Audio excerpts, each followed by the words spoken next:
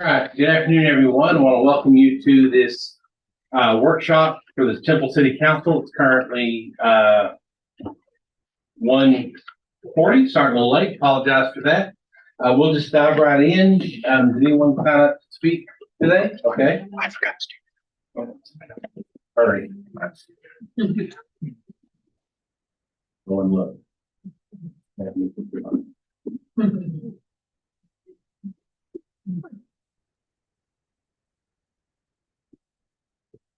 You're good.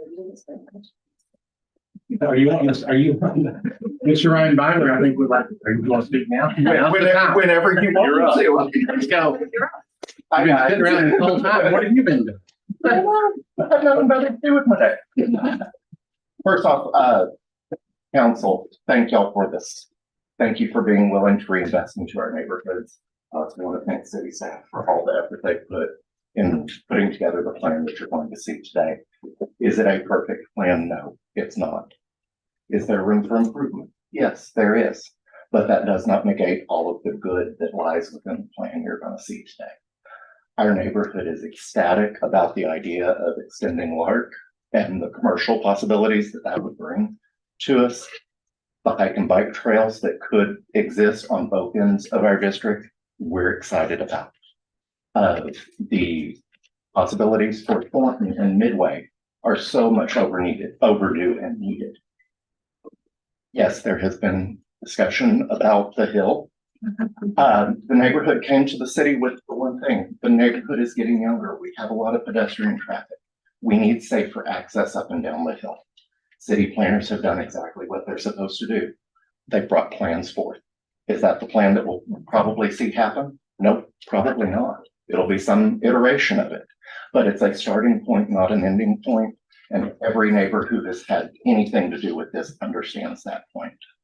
When we get to Cater and its possible redevelopment, I want to applaud the city and the school district. I know that there are ongoing conversations. Y'all are actively engaging the neighborhood as far as what we want to see. I will say there is a large sentiment. We'd like to see public lands remain public. I recognize the plan doesn't necessarily reflect that at the moment, but it's also smart to put in, hey, it could potentially go private versus leaving it as public and then it goes private and everybody gets into an uproar because we didn't follow the plan. The only really nitpicky thing that I've heard negative on this plan is the word Bird Creek as two separate things. That's the only negative I have heard really majorly on this plan. For us living in the district, Bird Creek is a watershed that goes from Western Hills all the way to Lions Park. Bird Creek, one word, is where we are. That's the only negative. If neighbors are getting that nitpicky about the plan, that tells me we've got a pretty good one. Just because I didn't fully introduce myself at the beginning, I'm Ryan Beimer, lifelong resident of the Bird Creek District and active member of the Bird Creek Brookline Neighborhood Association. Thank you very much for your time. It throws a mean neighborhood night out party. And we do have a lovely food truck event about once a month. The idea of having a food truck park, we're jonesing on that too. So if you haven't come, typically third Thursday of the month on Brookline Drive, come on down. We're taking a break until March, but everybody's welcome. I drove down the street the other day looking at Christmas lights, and so it was dark, but I noticed there was like maybe your neighbor. Is there like a special Santa Claus portal mailbox somewhere in the neighborhood? That's actually in my. That's your yard. That's my Okay. yard. So is that what you?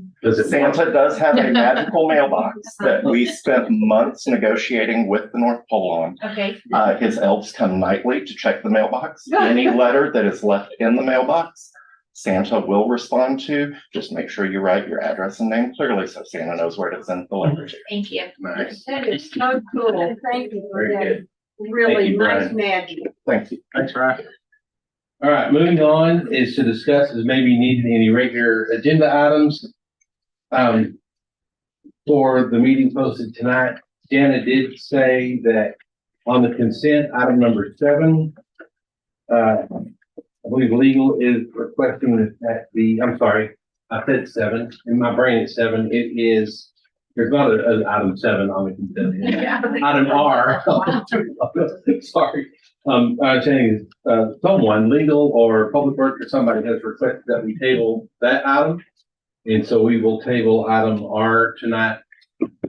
Council or staff, is there anything else, that we need to talk about on the consent or regular meeting agenda?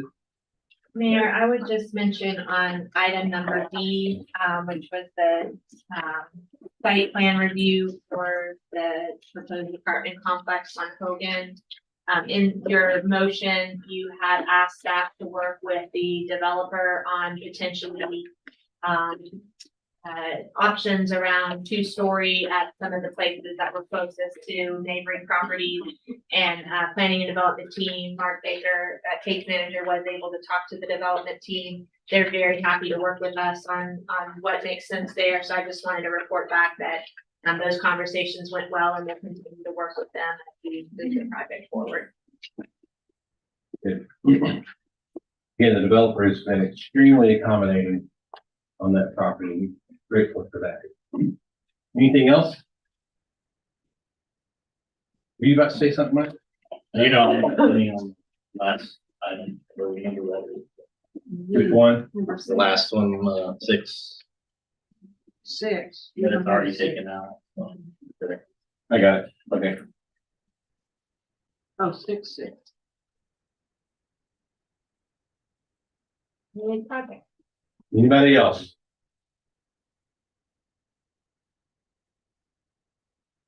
Very good. Then we will move on to the next item, which is to receive a presentation regarding the Bird Creek Neighborhood Planning District. Ms. Smith. Good afternoon, everyone. This is our Bird Creek district, and we did battle with the name, I have to say. So if you look, Bird Creek, is for the road is one word, and then when you see the creek, it's 2 words. And actually I had an interview with David Stone, and he told me that he thinks historically it was 2 words and it was a mistake. So I don't know, we came the best we can, but we're happy to spell it any way anyone desires. Well, Bird was, right? Bird was a man Right. that was killed by Had that like the whole- longest archery shot Yeah. ever. Yeah.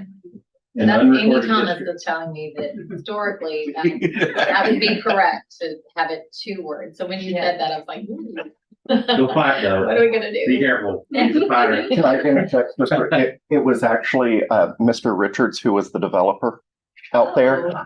He made the mistake with the road, Huh. and that it has been that way ever since. Yeah. And now everyone associates. So should we, kind of like Friars Creek, the road Yes. name is spelled differently than the creek's name. Is this a time that we should adjust an error from the past? No, we love it. We love it. Well, I'm glad we got it right then. Oh, goodness. We didn't know all that history when we were trying to decide, so that was a difficult one. I'll make sure this is on. All right. Well, says it's on. Okay, try it again. Okay, so this is a standard slide that you all see in all of the neighborhood planning district presentations, where we go over our purpose and take a look at our neighborhood team, which is a combination of our housing and community development, Transform Temple neighborhood planning, and then of course myself with city manager's office.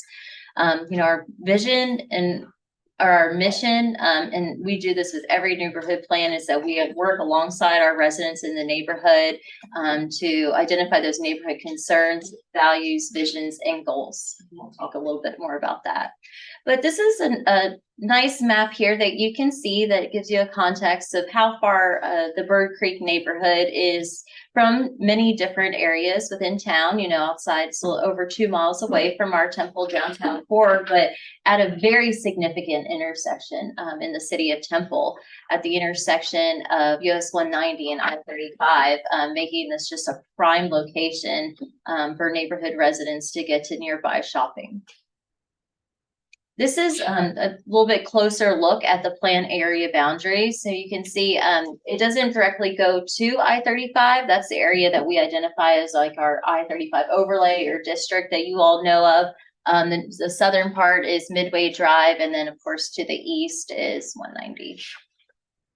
So, talking about the neighborhood engagement process, like I said, we engage with the neighborhood every step of the way, and we were able to do that with this plan as well. So, Belinda Garcia threw a kickoff event in Kiwanis Park. It was very heavily attended. That's where we received a lot of our survey feedback. We also send out postcards to residents in the mail, letting them know about the survey available, wanting to hear from the residents before we even start our process of what the wants and needs are in the neighborhood. And we received several different surveys on those. And then after that, we meet with a series of focus groups. We meet with business owners, residents. Again, Belinda set up a great resident meeting, which was heavily attended at, I think it's Sol de Jalisco, nearby the neighborhood. And so we had a lot of feedback from the residents during that time frame as well. And then we also had a focus group that was for the school districts. And so we have 2 schools, as you can see, within this neighborhood. And so we got to hear from the educators within this area. We have an external planning team, which is composed of key stakeholders within there. And so I'll talk a little bit about that along the way of who we've engaged in that process. We always have TISD as a part of it. With TISD schools, we'll do the same moving forward if we have any BISD schools, but really trying to find those residents, those business owners, those folks that help us put together the plan throughout the entire way. Our NPD news edition is started during COVID when we weren't able to get out, but it's a good way to show the plan to the entire neighborhood, which we do. So we do a fun little segment where we go to different areas within the neighborhood and we film and we show them the current situation and what the plan recommendations include. And so we did do the NPD news edition. And then with the Bird Creek neighborhood, something we started right after Las Cruces, or with Las Cruces, is we go back as well. And we have an event where we meet with all of the residents and business owners and we present the plan to them. So we did that at Bird Creek at the church that's located within the neighborhood. And Nancy, Belinda, and I all presented different portions of the presentation. And then we had little tables set up to answer any questions from there. And the one feedback we received was about the name as well. So that was great. And then lastly, we take this to different boards and commissions. So this plan, before it comes to you all, will go to the Historic Preservation Board, Planning and Zoning Commission, and our Neighborhood Revitalization Advisory Board as well. All boards did approve, but I'll talk to you a little bit about the Neighborhood Revitalization Advisory Board did meet this weekend and had some conditions with their recommendation. So with that though, well, no, we do a song every neighborhood, so that now. Making your way to Bird Creek today is your favorite spot. Taking a walk through Kiwanis Park, this playground's got a lot. Wouldn't you like to go today? We heard we need more stores, we also need a trail. And adding new signs at the pedestrian scale. Love to see this town grow. Sometimes you wanna go where everybody knows your name,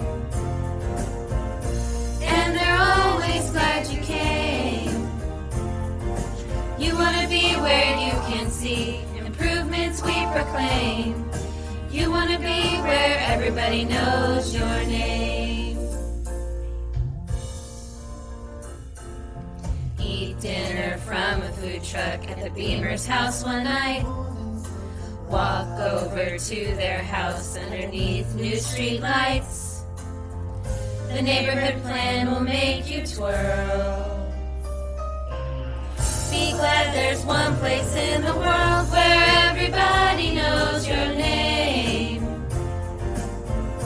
and they're always glad you came. You wanna be where people know improvements we proclaim. You wanna go where everybody knows your name.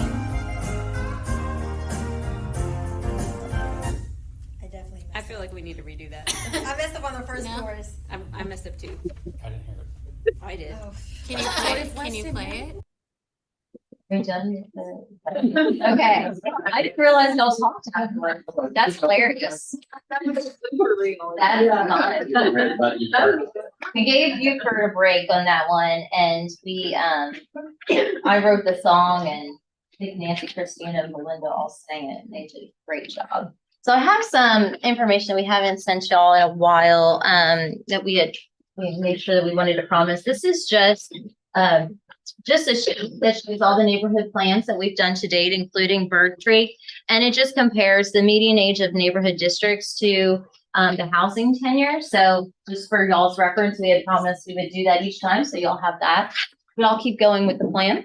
So as you know, we do a sidewalk inventory. There are no sidewalks that are existing within the actual neighborhood of Bird Creek. You do have sidewalks, a side path that exists along Midway Drive. It is in good condition. One little portion is in excellent condition. And then you do have a side path there along US 190. And actually, that's something we really heard from the neighborhood residents as we did the survey process and the engagement is that they really wanted to see more pedestrian connectivity within their neighborhood. Here is our opportunities and constraints. So point out some areas that we see here. You can see that this area right along Bonham Middle School, that is an undeveloped area. We did have the property owners of that on the external planning team. So we engaged with them through that entire process and have them part there. So you'll see some recommendations as it comes to that. As I talked about before, you have no sidewalks present. So there's no north-south connection for that, as well as no east-west connection for sidewalks. Looking at the Creek Corridor, it's an amazing feature within the neighborhood. So we really wanted to build upon that. And just looking at some other opportunities for some walkable commercial where there's no sidewalk existing.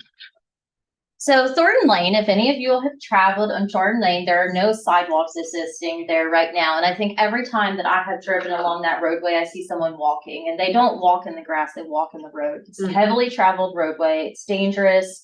And we feel like this is a significant corridor that's heavily traveled by both pedestrians and vehicles, and we really need to have a side path along this area. So we are recommending a side path along Thornton Lane that would be continuous, 8 feet. You do have existing utility poles, which is probably why it's difficult for any pedestrians to walk on outside of the road.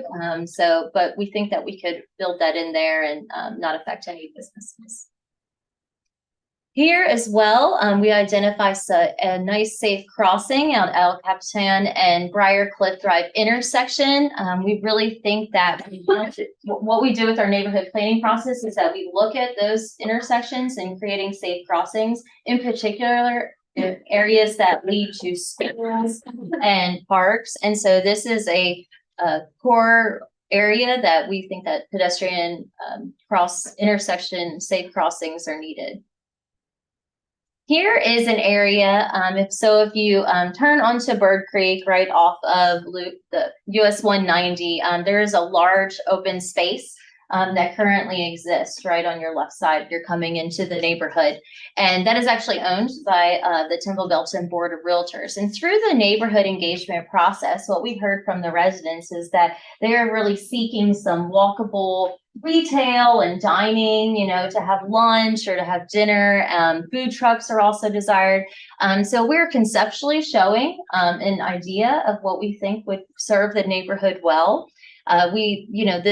This doesn't necessarily need to happen on this property. We dream on other people's property all the time. Doesn't mean that we're going to require anything or acquire the property, but we saw this as an opportunity that would really bring in what the neighborhood residents were seeking. And it just shows the overall context and feel that we're trying to desire here.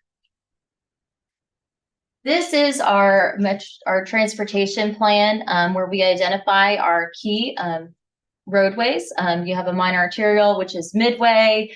You can see there the neighborhood collector is shown in purple, and then the pedestrian connectors are shown in red. So the first one here is Midway Drive. And so we are recommending some improvements to Midway. We felt like it was prudent for us to do the entire length of Midway, even beyond the Bird Creek neighborhood. So taking it all the way up to I-35. So what we're recommending is a side path on one side that would be available to both like pedestrians that are walking or bicyclists, with that planting buffer in between the roadway and the walkable sidewalk. Maintaining those those 4 travel lanes. In one option where we have a little bit more right of way, we could be able to achieve that planted median. And then the other side would have a sidewalk. Here is a example of a neighborhood connector. And so that would be 2 16-foot travel lanes, so pretty wide, but still being able to achieve that planting buffer with the 4-foot sidewalk on either side.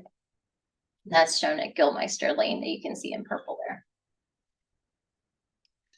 So the Bird Creek El Capitan Drive corridor, so through the neighborhood engagement process I mentioned this earlier, pedestrian connectivity was something that the neighborhood really needed.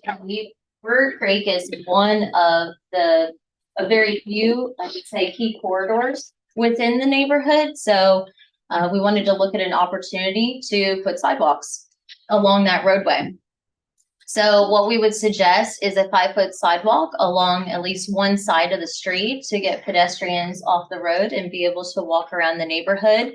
Where the steep hill is, that would, if that were to be done, that would require us to reduce the slope of the hill. So we have some examples here of how that could be achieved if this was ever brought into fruition. So the first option here is showing so the current slope of the hill is 25%, which is much too steep to be able to have that pedestrian connectivity in the neighborhood along Bird Creek. So the recommendation is that it could be reduced to 12.5%. And then if you were to pull the sidewalk away from the road, because that is still a little steep, we would have to have some switchbacks. You can see here at the top and the bottom in order to maintain that grade of 8.25% for those sidewalks. The other option 2 is showing a road grade of 12.5%. And in this case, the sidewalk is directly adjacent to Bird Creek Drive, and that would not require any switchbacks because that would be directly back of curb. And then the last option is an 18% grade. So still a reduction of grade, but something a little bit less of a reduction, but still be able to achieve that pedestrian connectivity through a sidewalk system. And as you can see, there would still be some switchbacks as you saw in the first option. So just some conceptual options to consider if we were to ever add any sidewalks along this roadway. Aaron, I thought I'd heard there was a plan of leaving it the same and doing some switchbacks. Was that ever? I'm sorry. I'd heard somewhere that there was a plan on leaving the hill the same grade and doing some switchbacks. Was that ever an option? No, we weren't able to achieve that. We couldn't achieve the ADA.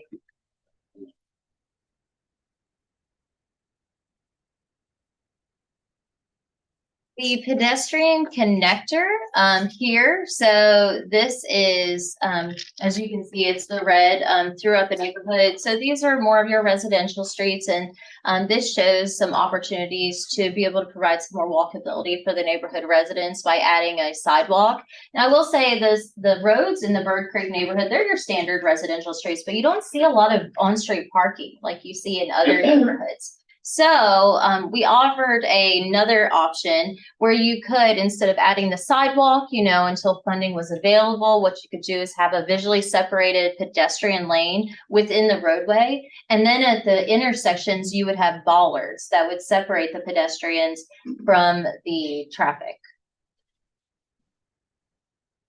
Here's our enhancement focus map. So, we show the areas where we propose some neighborhood mixed use. You can see that's along Midway Drive and US 190, as well as neighborhood conservation, the existing single family homes in the neighborhood, maintain that. But we also present an option of a linear park system, again, to respond to the neighborhood desire for some walkability. So as you can see, we are showing a linear park or trail system that would extend ultimately from Midway Drive all the way over through the neighborhood to US 190 and potentially beyond that as well. So just an example, but through that, one thing is that we wanted to look at this specific undeveloped site. Like I said, those members were a part of our external planning team. They desire to develop this property. The city currently has Battle Drive going through here. So we thought as a part of this analysis, it would be prudent of us to really do a slope analysis. And so you can see that there are a lot of easements in this area that really, kind of make it a little bit more difficult for development that currently exists, but it does provide an opportunity for us for more residential features. You do have some steep topography here, so that was something to really evaluate as we looked at this process and make sure that we were able to build in that system. So here is what we're recommending for the Bear Creek Linear Park South. So what would happen is that Battle Drive would be abandoned, and in its place would be a trail. So that was something that we proposed as a consideration. That is very conceptual to abandon Battle Drive, but that's a recommendation that we have within the plan. And then being that, we'll show you in the next slide that would be replaced with another connection through the property that the developers would do. And so that Battle Drive general location would then become the wonderful linear park space with a trail system. You could have some play structures surrounding it, nice trail amenities, and basically get that trail system all the way from Midway Drive, have that connection over to Bonham Middle School, and then up to the Wren Road extension. Here is a part of that as well. So as you can see, what we're recommending, looking at that slope analysis, is if this area were to develop and Battle Drive were to be abandoned, you could have still maintain that connectivity. This is an area where we saw an opportunity for a better area within the slopes of the property that would provide that extension from Midway Drive all the way over to Wren.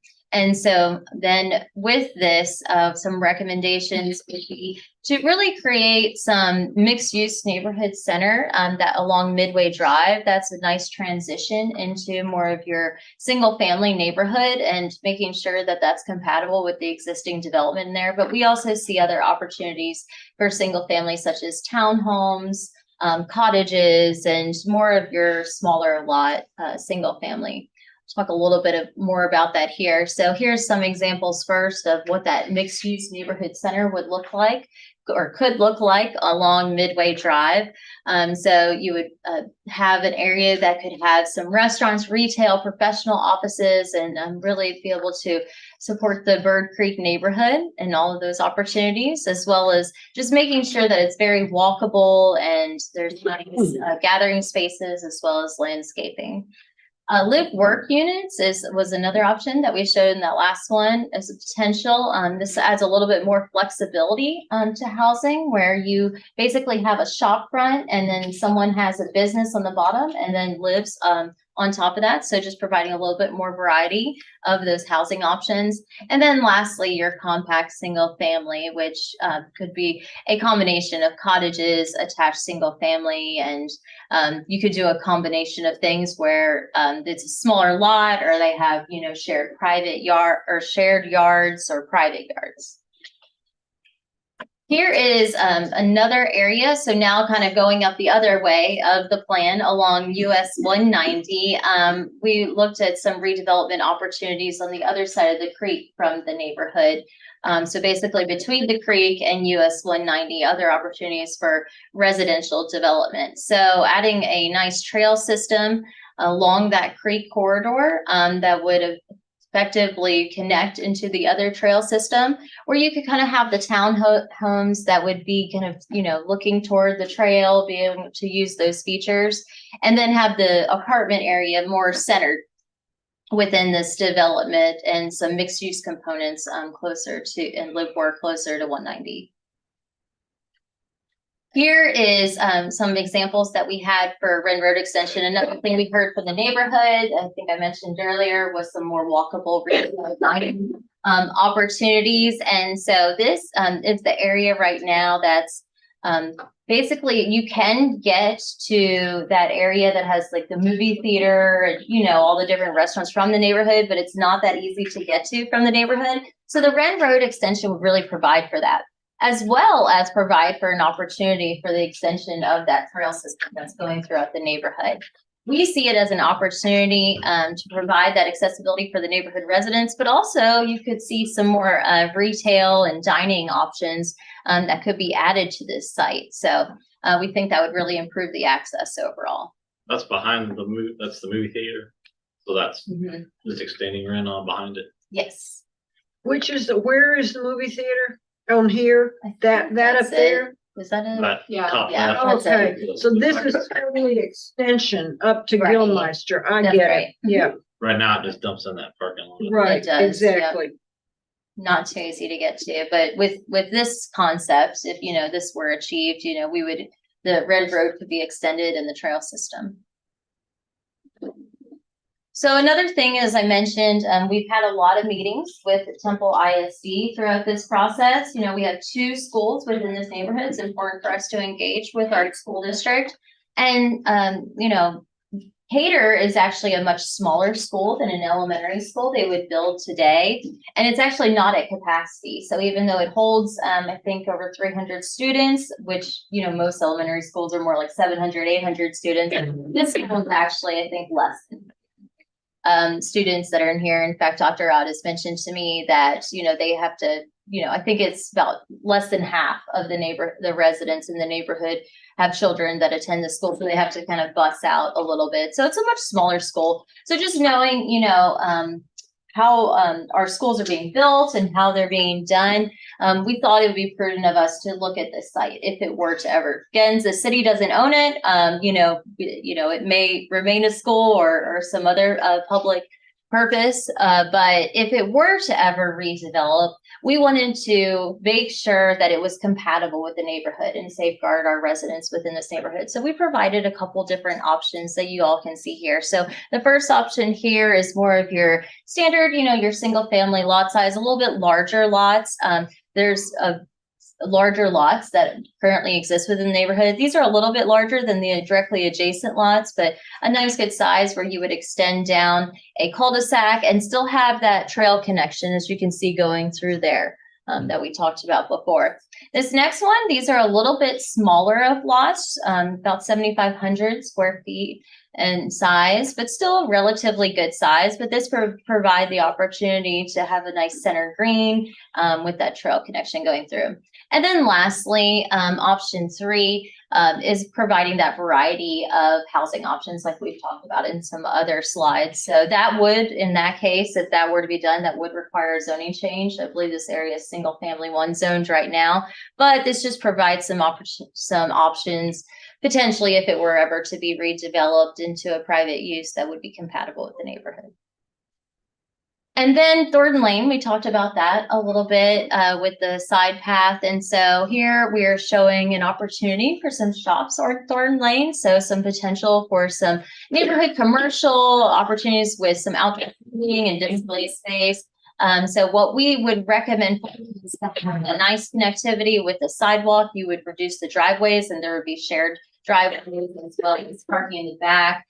Really activate that space. Here's a nice little exhibit that you can see of what something like that could look like, where you have that street activation where when you're walking down the sidewalk, you can see the outdoor dining right on the street, you have the pedestrian scale signage. Those shop fronts are really engaging with the street versus a parking in between those. And the Exxon is right here, right? Yes. Okay. And then one of the last things is neighborhood identification with all of ours. I actually felt like this was probably one of our easiest. I mean, it's all in the name, Bird Creek, right? So it was a fun one to do. And so we come up with neighborhood monument signs, street sign toppers that we think would fit the neighborhood. And so you see we have some different options here.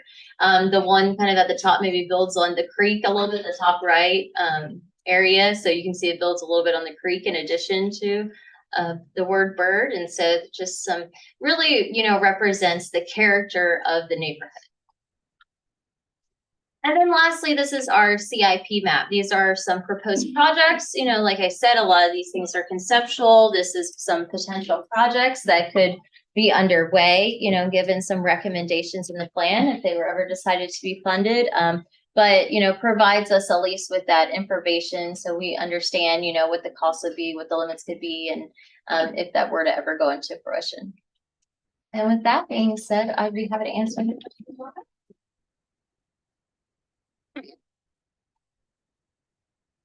Aaron Ryan was talking a while ago about the 2 words, 1 word deal. Yes. And that signage be, how some of those wouldn't work if you went back to the 1 word. Then, I'm saying that correct, right? The other spelling is how. The 1 word is the spelling that most neighbors seem to prefer. Yeah, there is that we have the road, which is 1 word, and then we have the creek, which is 2 words, Right. which both are in the neighborhood. So So do they care I- on this? this is where I think that they talk about is that it's the view that we are the Bird Creek 1 word neighborhood is the viewpoint. At the end of the day, I think 10 years down the road, nobody's going to say much about it one way or another. But it's prettier this way. Yeah. Obviously, the top right one that we were talking about, yes, that one I think could be converted fairly easily. But yes, some of the others would not convert very easily to a 1 word solution. I would just encourage on that one, do what the city's already been doing, engage the neighbors, and the answer will come. Are there any major infrastructure or drainage needs?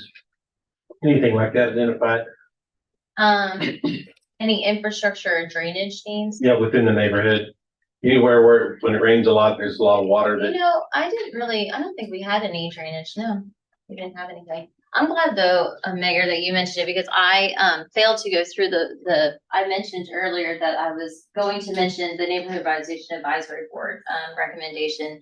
So with all this, just going through, so the recommendation that came from the advisory board was to remove, I think, the Bird Creek Drive from our CIP list.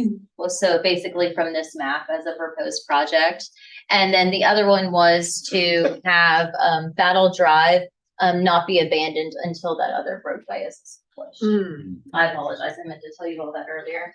That was a recommendation. They had this. I know we have the Locketts here are also residents. Let me speak. My name is Terry Lockett. I own the property on Bird Creek in the middle of the hill. I'm trying to catch up with what's going on here. I was notified by Facebook that we were having some issues or some concerns with the neighborhood.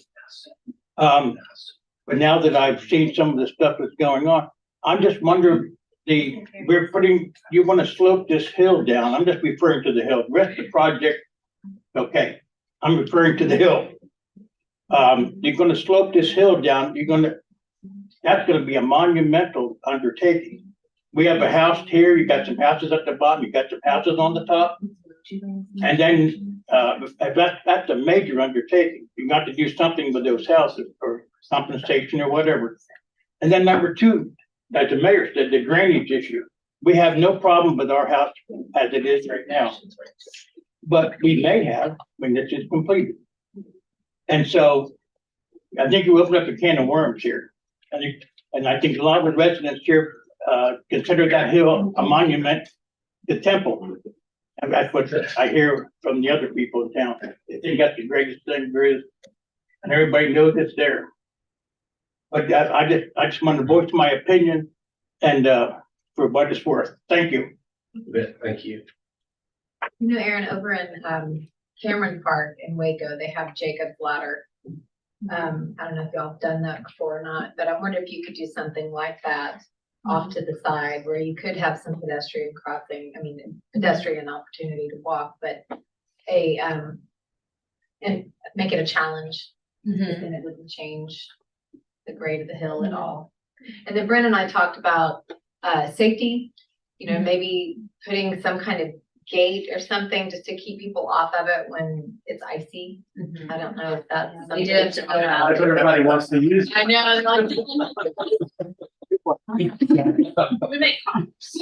Yeah, just vehicles, not people on trash can lids. Swimming pools. What is, I wasn't familiar with that Jacob's Ladder. Yeah. I think from my husband, I told Susan this, and I think maybe Jessica too. My husband grew up at the bottom of Bird Creek Hill, all right, Suicide Hill. That, he lived off of El Capitan, and we lived in the neighborhood after we got first married too, but he brought the newspaper into me, and he said, threw it down on my desk, and he said, do not do this. So, I think there's a lot of, passion around, the hill from, Timbalites, and, it is a really special, kind of local landmark, so, certainly it wouldn't be something that we would build today, it wouldn't meet, safety or maintenance standards today, but I think it is something that holds a special place in a lot of people's hearts, including my family and many of us in this room. So maybe give staff the opportunity to look into, maybe there is something that we could do to address some pedestrian connections. We do have ADA that we have to figure out. So let's, we have definitely, I think all of us have heard how special and important, and that, I think we knew that already, but just confirms, that it's a really meaningful, special place. So perhaps give us some opportunities to see if there's some other creative solutions that can meet both the keeping the special uniqueness of Bird Creek Hill and maybe getting some pedestrian connection that would be beneficial to the safety and the access for the neighborhood. So see what we can come up with. I love Jessica's idea. I just looked at it. I don't know if that can ever meet ADA. It's stairs, basically. It's cool. I'd like to just reiterate what Brent is saying. My husband's not nearly as nice as Brent's husband. I might have cleaned it up a little bit. Do not touch this. Have you lost your minds on and as I left to come to council, he said, is Suicide Hill on the agenda today? And I said, well, we're just talking about it. It's not on the agenda. And he said, well, make sure that it's not ever on the agenda. That was wonderful in the 50s when he was growing up. And don't come home tonight if you do anything to it. So I'm just adding that, and I've had lots of calls. Yeah. From people that don't want it touched. It's conceptual. That's all. And I have said all of that. It has never come to council. I've never today. I texted just wanted conceptual to so throw many that times in out. one. week in my life.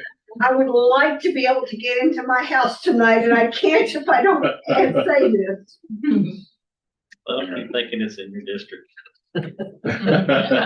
Well, my husband considers it his district. He doesn't live there, but he has very fond memories, and it is a beloved landmark in this town. And we don't have crashes and wrecks and things all the time. That's true. We actually have only had one reported wreck since 2018. This was merely, like Mayor said, conceptual to respond to the pedestrian activity. Well, I'm gonna have to move there if I can't get into my house tonight, so I say. How would you reduce the slope? You would go down, basically. So the way that Retaining you would walls. do it is, in order to not disrupt the neighbors on both sides, that was the recommendation that the consultants had. So you would have to dig down, otherwise, so you wouldn't disrupt the private property, and then you would have the sidewalk on one side, and you can see the road would be lower. You will widen the road then, basically. The No. footprint would be wider with the No, it sidewalk. would not be wider. Oh. It would be the same. So if you would reduce the slope, Your property would be higher than the road, basically. And we're at the bottom of the hill, we're at the bottom of the hill. on side of the hill. Yeah, I guess, We're- it looks like a two-story, but it's kind of Oh, split level. Mhm. I mean, so my thought is if you reduce the slope, there's still gonna be houses up here that are gonna be up high. I don't know, Steeper driveway. steeper driveway? You have to go down. Good, we'll move the rest to the driveway. No, our driveway is very limited. Y'all are at the bottom though, right? Yeah, we're at the Yeah. bottom of the hill. So I don't think y'all's would, You don't think it would affect us? I think it would be at the bottom. With this, you'd be the same. The rate change would be going. Right. Well, we're, We're on side the hill. We're at the bottom We're of the halfway hill, down. right across from Daniel. So you're partway down this. That road like this in front of your house? Right. Yeah. They would So probably we're- put the sidewalk there and the street, you wouldn't see the cars anymore, they would be below. you. Well, If you're half part of the way up there. That was It would kind of give you a privacy. how's that not gonna affect drainage? What you Which do isn't, with the side. isn't When you the got issue something- now. When you got this much slope, it would be- Push back. That was the other thing, with thinking about water coming down to our house, and then the house behind us. And then I guess Ren is, no, there's two houses behind us. And so, That's this whole. I mean, I would think it would just kind of drain, come all the way down. Generally, you have a lot of gray drainages, it's flat drainage as far as. When you have it flat. we own the land all the way up to the top of the hill. It's not it's somewhat terraced down, so we don't get any, I was concerned about it when we bought it. But, we have not had any water in the house. But this would put more concrete perhaps than, I don't know, but anyway. I mean, Like I said, this is the first that any of us council, I'm not seeing this, but. very conceptual, long time away. And, based on this conceptual, very futuristic idea, when it gets closer to it, it ain't gonna happen. Nobody's messing with that road. So, let me say this, it'll be a different council. And so we can move on from this topic right now and let the next guy handle it. Yeah, kicking the can all the way down the slope. I think the message that staff, will take back is that let's see if there's any other creative solutions we can come up with to enhance pedestrian options without doing anything to the slope of Suicide Hill. So we will see what other, if any options we can bring back to the table, but we understand that the love of Suicide Hill and the impact to the neighborhood would be difficult. So we'll see what we can do. So, Ms. Smith, thank you for starting all that up. And, I would like to say that if we're looking for solutions, I think need to find a problem to fit that solution. I'm just not sure it's a problem to try to find a solution to. The pedestrian thing is, Oh, because it kind of splits the neighborhood. yes, that's that. I don't mean that. My I'm talking understanding is about- that's the problem y'all are trying to address, right? That is correct. And the slope reduction is just a byproduct to try to meet ADA requirements to add a pedestrian element. So, wasn't But if- intended to set out to No, change the slope. So but with the Jacob's Ladder concept, that's not exactly pedestrian, it's climbing. well, that wouldn't be ADA compliant. Well, it would be for climbing. we'll see what we can come up with. Elevator. Your job could be easy. A repelling. Item 3 is to receive a presentation regarding the Main Street program and Texas Music Friendly City Program. Ms. Bates. Thank you.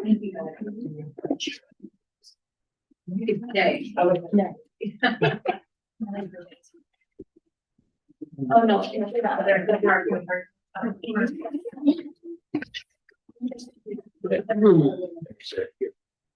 you. Thank you. Thank you. We'll be in touch. Thank you, Mr. Mayor. Gotten any information at all. I mean, this was, right, Saturday night, I read it on Facebook.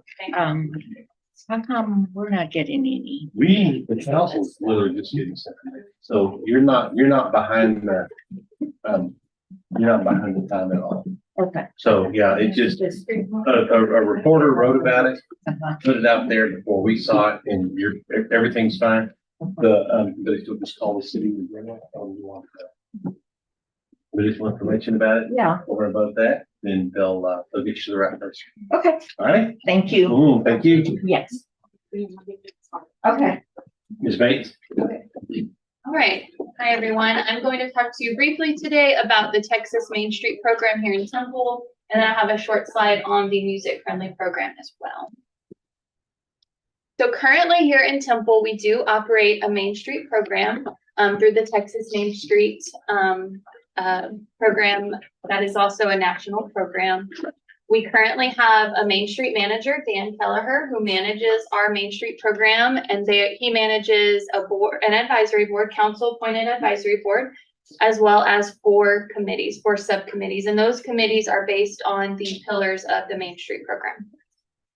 Currently, the board members and the committee members, at least some of them, do seem to be a little bit disengaged from the program for various reasons, but we have noticed that lately it's been difficult to get quorums at times, and there has been a little bit of a decrease in attendance to some of those meetings. They do meet once a month currently, and Dan actually is retiring at the end of the year. We just had his retirement reception yesterday. So yesterday was his last day in the office, but he's technically with the city until the end of the year. The Main Street contract also expires at the end of this year, the agreement that we have with the Texas Main Street program. And then also just a note is that the Main Street program is making a lot of changes to the way that they credit cities and the requirements that they require communities to follow as well. So I wanted to show you this. This is, well, out of 1,400 communities in the whole of Texas, 89 of them participate in the Main Street program. Out of those 89, 70 of them are considered what they would call small communities, and then the other 19 are urban communities, which is a population is over 50,000 for those urban communities. So this is just a breakdown on the top of the way that Dan is spending his time currently. He says he probably spends about 70 hours a week just managing the Main Street program, and the different things kind of that go under that are underneath. So board and committee management. For a month. Week? Gotta be a month. 70 hours a You work week? 70 hours a week. He does do a lot of work on Saturdays and Sundays, he said. Wow. Yes, ma'am. Oh, I was gonna say that's one FTE doing 70 hours. Not him. It is him. This is based on Dan's feedback to us. I asked him, how is your workload kind of broken up? Well, but maybe spread across 3 or 4 people. Maybe 70 hours of total time, not Dan's specific time. Maybe, yeah. Sure. I don't think that's what she said. Dan says This that is what he Dan spends got. 70 hours a week on Main Street currently. I've heard people who work on Wall Street talk about numbers like this, even a little Yes. bit in excess of it. But we aren't Wall Street. Luckily. Very true, Susan. Let's not get hung up on this. Go ahead. So out of that 70 hours, according to Dan, 50 to 70% of his time is spent on administrative tasks, simply for the board and committees. Things like preparing the agendas, writing and spending time on the quarterly report is about 20% of his time. He does monthly updates in a spreadsheet that he reports out quarterly.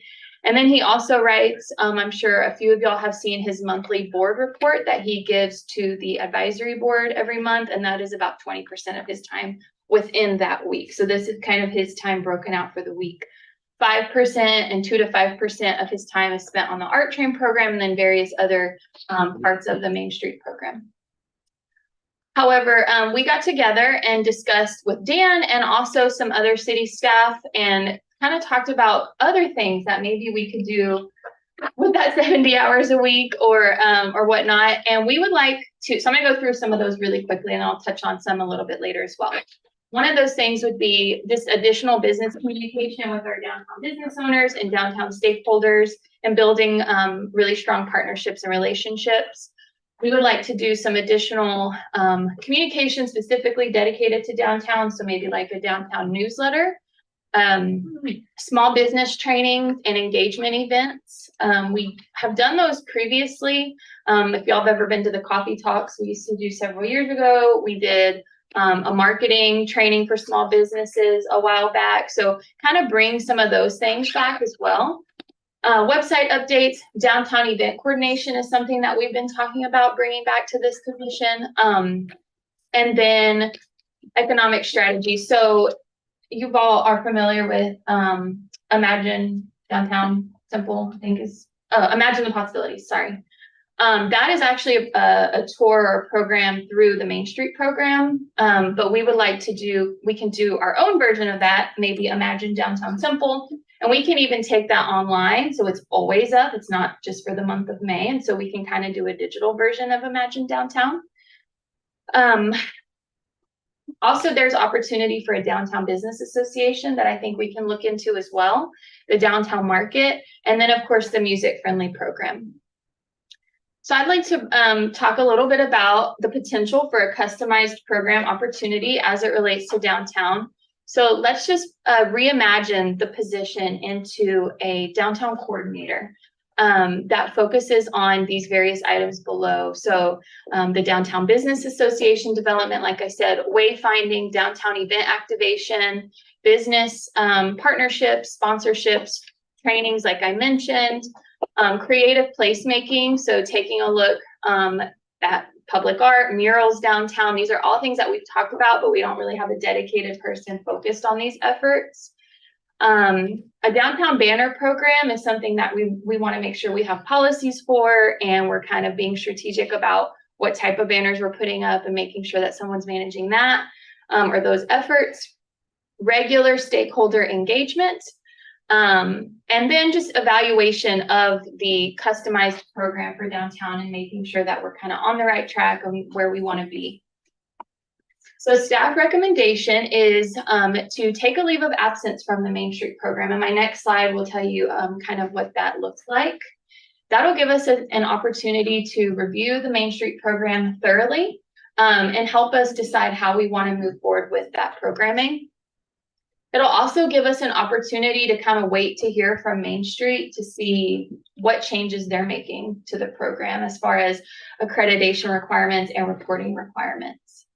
That will also give us time to conduct some stakeholder engagement, as well as internal engagement. There's a lot of city staff who I think have some ideas or various things for downtown and downtown revitalization efforts. So we want to make sure we hear from them as well. And then we definitely want to focus on hiring Dan's position. And then as a reminder, the Main Street contract expires the end of this calendar year. So leave of absence means it's a one-time pass that the Main Street program gives to communities. And they explained it to us as it's really good for if you're experiencing transition. That's kind of exactly what they made it for. There's no reporting requirements when you take a leave of absence from the program. But like I said, it gives us an opportunity to really assess what we want to do with the downtown program and where we want to go. The organization also has up to 1 year. So you don't have to use that whole year during your leave of absence. You just have a year to kind of make that decision, whether or not you want to move forward with Main Street, or do you want to move forward, or do we want to move forward with a more customized approach to meet our needs? And then another good thing about the leave of absence is you don't have to reapply and go through that whole application process if we do decide we want to move forward with the Main Street program. Some notes that I wrote down that they told us was there was a recent change in Main Street leadership. And I have things in quotes because these were his exact words, the contact that I was on the phone with. So he says, with that change in leadership, they do plan on tightening accreditation requirements and paying attention to things that they may not have in the past. Accreditation requirements are changing and becoming stricter. So I thought that that was worth noting as well. So if we were to move forward with the leave of absence, this is kind of a timeline or tasks that we've developed. So we would let the Main Street program know that we wish to take a leave of absence. And then we would work with or communicate with the board and the committee members and other city staff and let them know what our plans are. Like I said, we would then focus on hiring Dan's replacement as a downtown coordinator and hopefully get that position hired in the first quarter. After that position is filled, though, that's when all of the really cool things start to happen. We can begin the stakeholder engagement, get back with the board and committee members. We've talked about doing surveys, like what do you want to see for downtown? What are your goals for downtown? Really get people's feedback, whether that's a survey, focus groups, internal city staff meetings, and just kind of build our own customized plan for continuing the downtown efforts. And then, like I mentioned earlier, we would also plan on beginning some engagement activities downtown. Really quick on Music Friendly program. Before we would move forward with this program, we would like to hire the downtown coordinator first and get that position filled. I think it's imperative to have that person on board before we start any engagement at all or any new programming. And then the certification process for Texas Music Friendly does begin by us hosting a small workshop, and the Texas Music Friendly team would come to Temple. Then we would meet internally, and I think it's important. We would develop the advisory committee members. We have had some emails and conversations about who would be appropriate for that. So I think we have a pretty good idea of those folks, or representatives at least from various organizations. And then I think it's really important that we meet to discuss the goals and the purpose of the committee and kind of what they'll be focusing on. And then committee could meet would meet quarterly or as needed. Maybe there's a special event coming up or a big festival. We need to be meeting more frequently for that.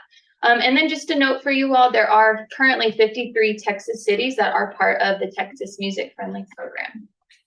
And I think that's all. Thank you. Does anybody have any questions?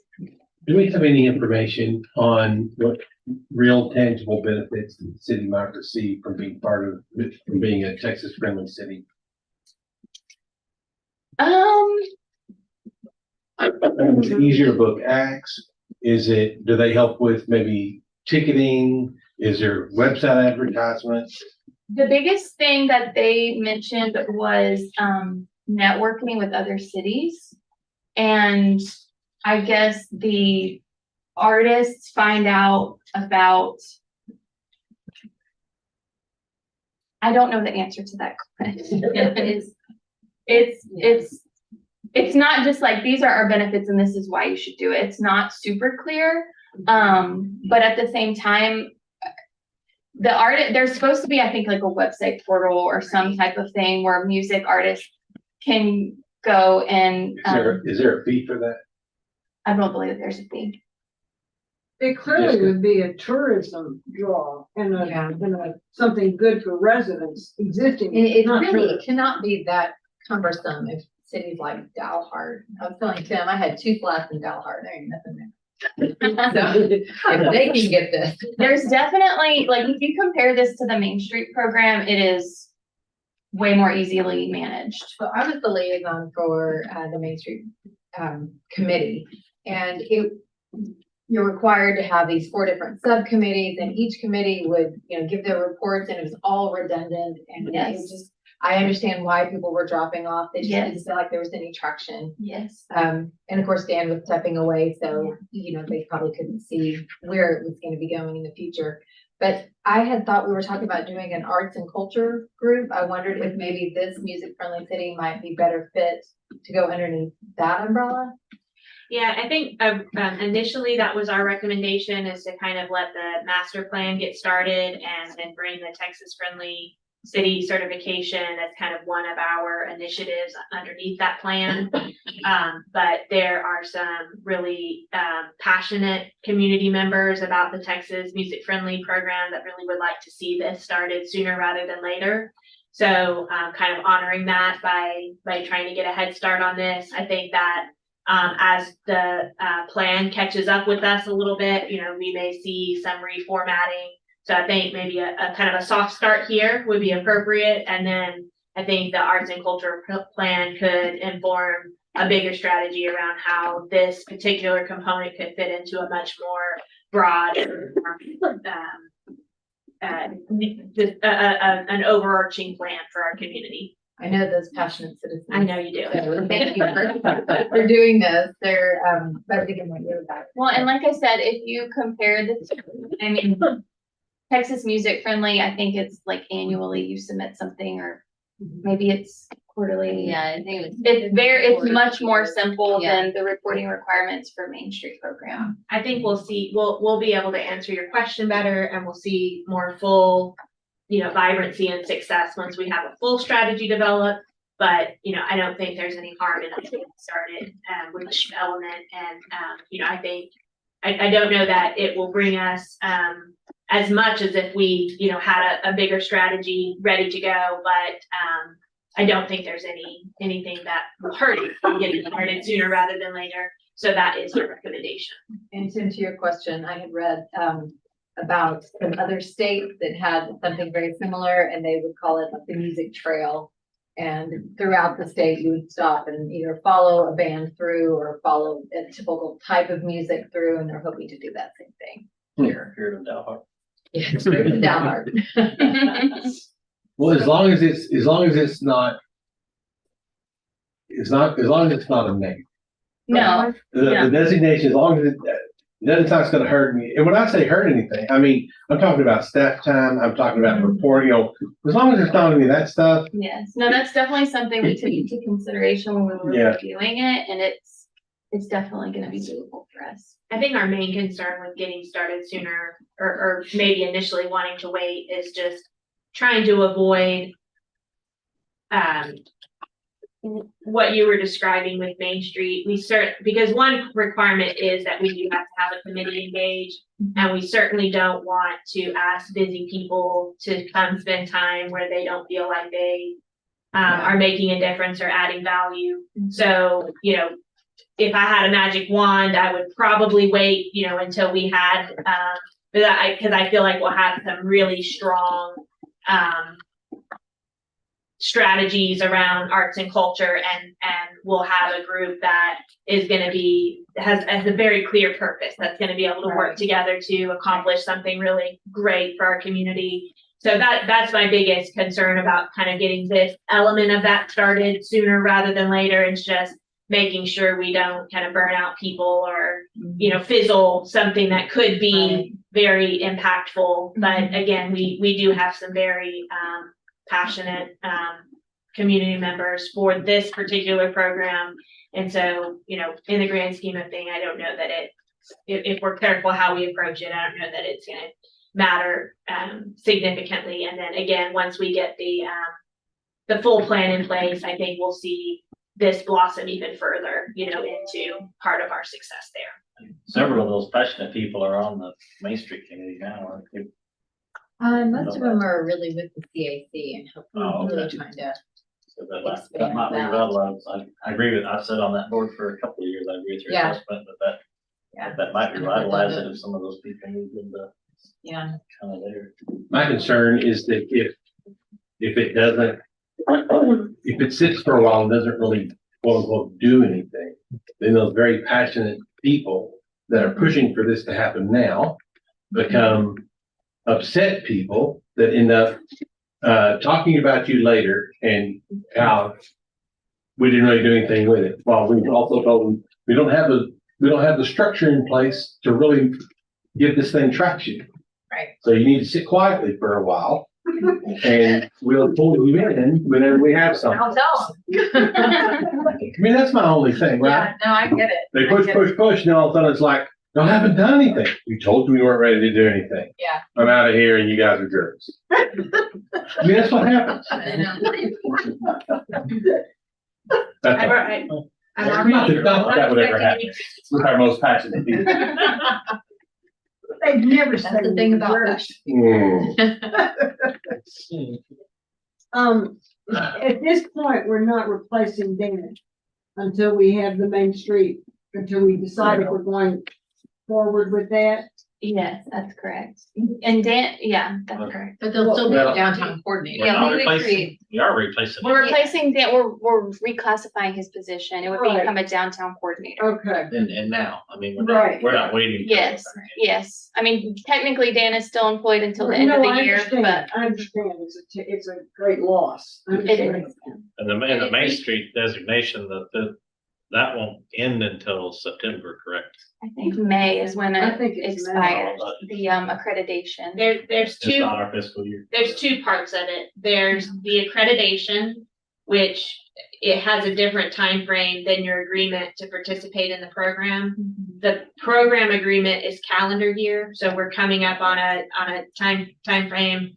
I don't feel comfortable that we've had time to do our due diligence on whether we want to decide, yes, we want to continue in this program, or whether maybe, we've gotten the value that we needed to get out of it and we want to go in a different direction. So we're recommending to re-engage for the next year, but take a leave of absence while we fill the position. The position would be a downtown coordinator position. If we decide to re-engage in the Main Street program, that position can still serve as the Main Street manager. That doesn't have, the program doesn't require any particular titles. So that position would still be in charge of the Main Street program.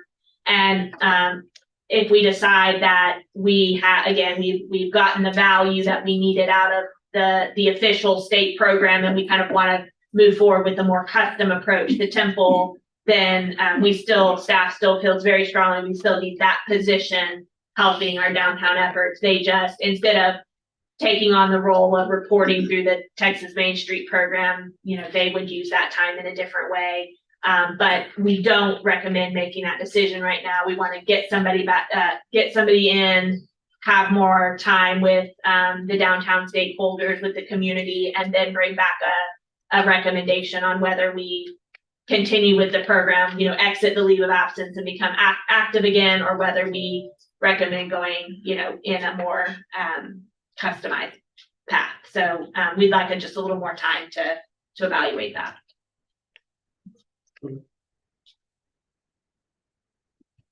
Anything else? Thank you, Ron. Thank you, ma'am. Next is to receive a discussion regarding the public improvement.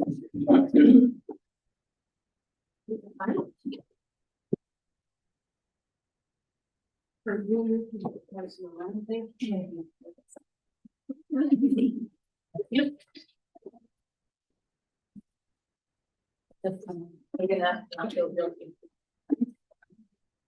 gonna turn the light on. We're ready. No,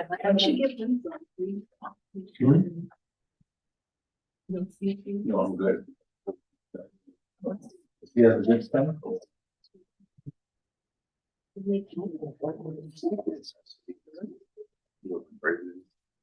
Hey.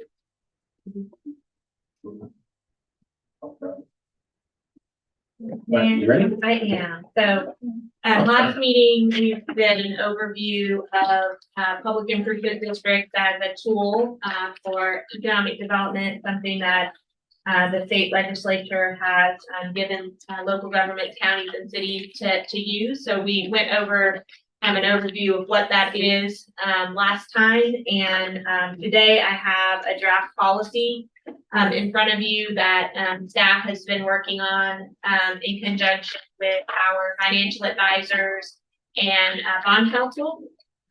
We have taken several other cities that have done PID programs and have PID policies, and we reviewed their policies. And again, we've met several times with our Dan Webb-Miller, who's our financial advisor, and Kara Palumbo and Jackie Hale in her office, who is our bond counsel, to bring this recommendation to you.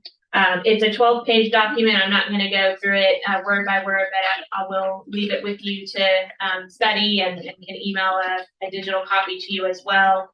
Of course, we're not asking you to take action on anything tonight, just looking at an overview of what we may consider in the future. So I'll just hit the highlights of the policy. On the first page, you'll see an overview section. This is really just that. It's summarizing what the purpose of a public improvement district is, and what state law allows us to do. So that's just kind of an opening statement.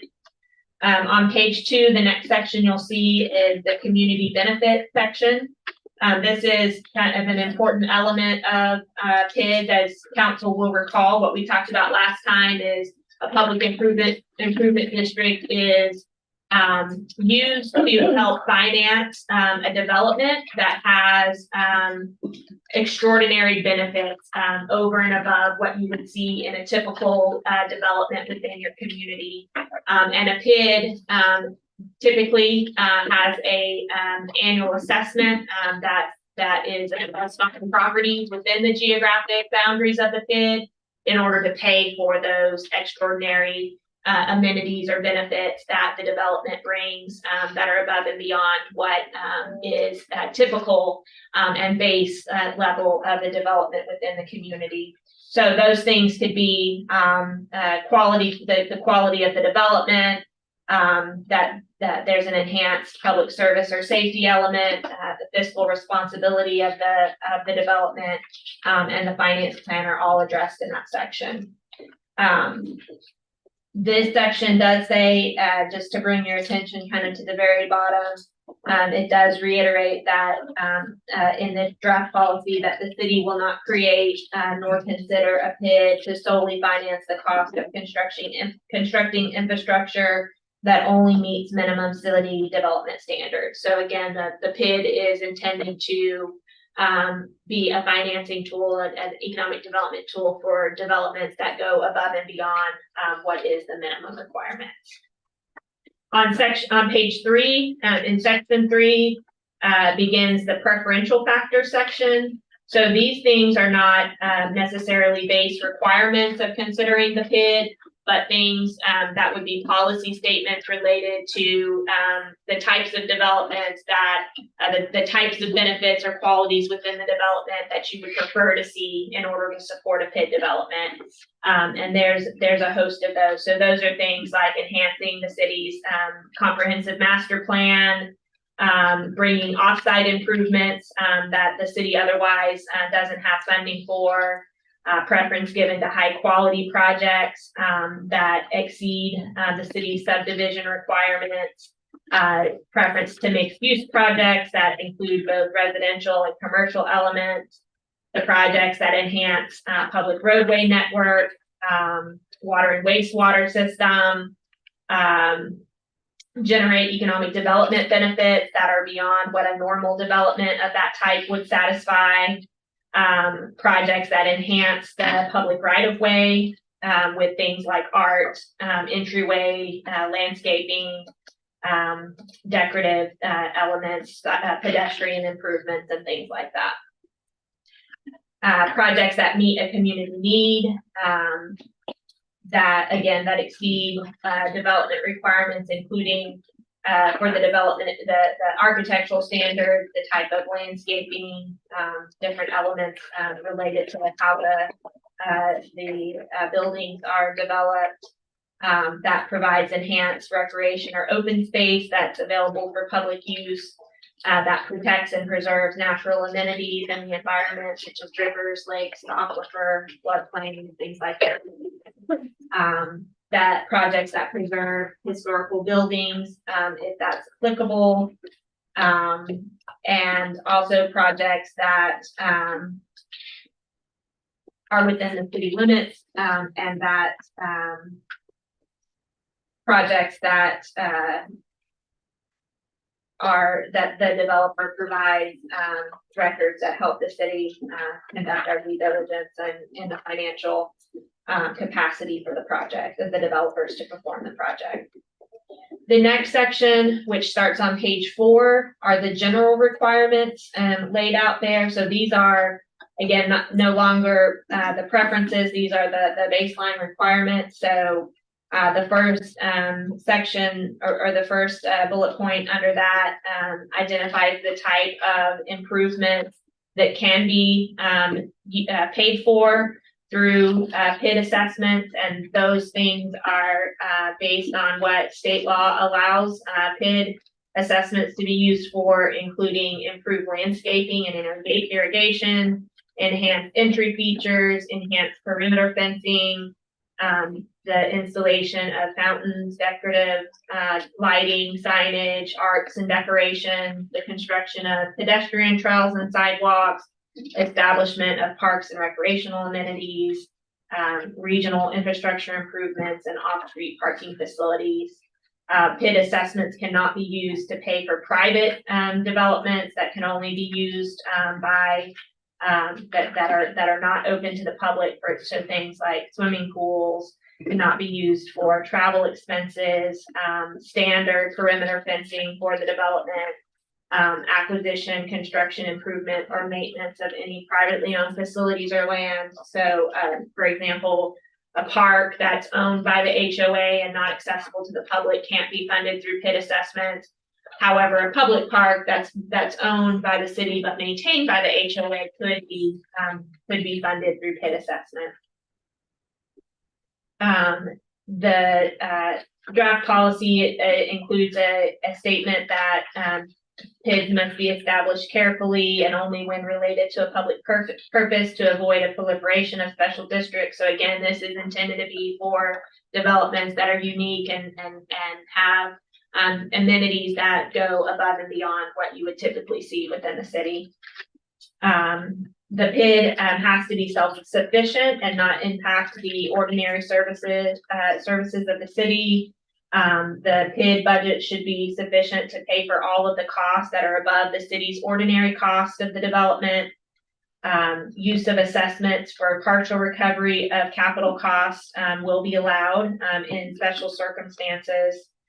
Anyone selling land within the PID has to include a title encumbrance, so just making sure that property owners who are buying into the PID are given proper notice of what their requirements and what their obligations will be based on purchasing property within the PID. Again, they'll have an assessment that's above and beyond the cost of other developments within the community. So we want to make sure that's clearly communicated to all potential property owners. PID boundaries cannot overlap the boundaries of another PID, so they each need to be distinct geographic areas with no overlap. Must be located within the city limits and not within the ETJ. The properties within the PID must be able to be developed without requiring variances from the city's development regulations. That would result in significantly lower quality of development. Again, we're looking for higher development standards here in exchange for the public involvement in the project. All improvements that are funded with PID bonds have to be constructed to meet city standards. There's a preference for a development that will have an homeowners association. It's not a requirement, but would be something that would be encouraged. If there are apartments, multifamily rental units included within the proposed development, that those assessments must be prepaid either by the developer or the builder. Number 13, I want to draw your specific attention to, because this is one of the areas that I consider particularly a policy level decision. And that's a limitation on what the equivalent tax rate for the assessed value would be.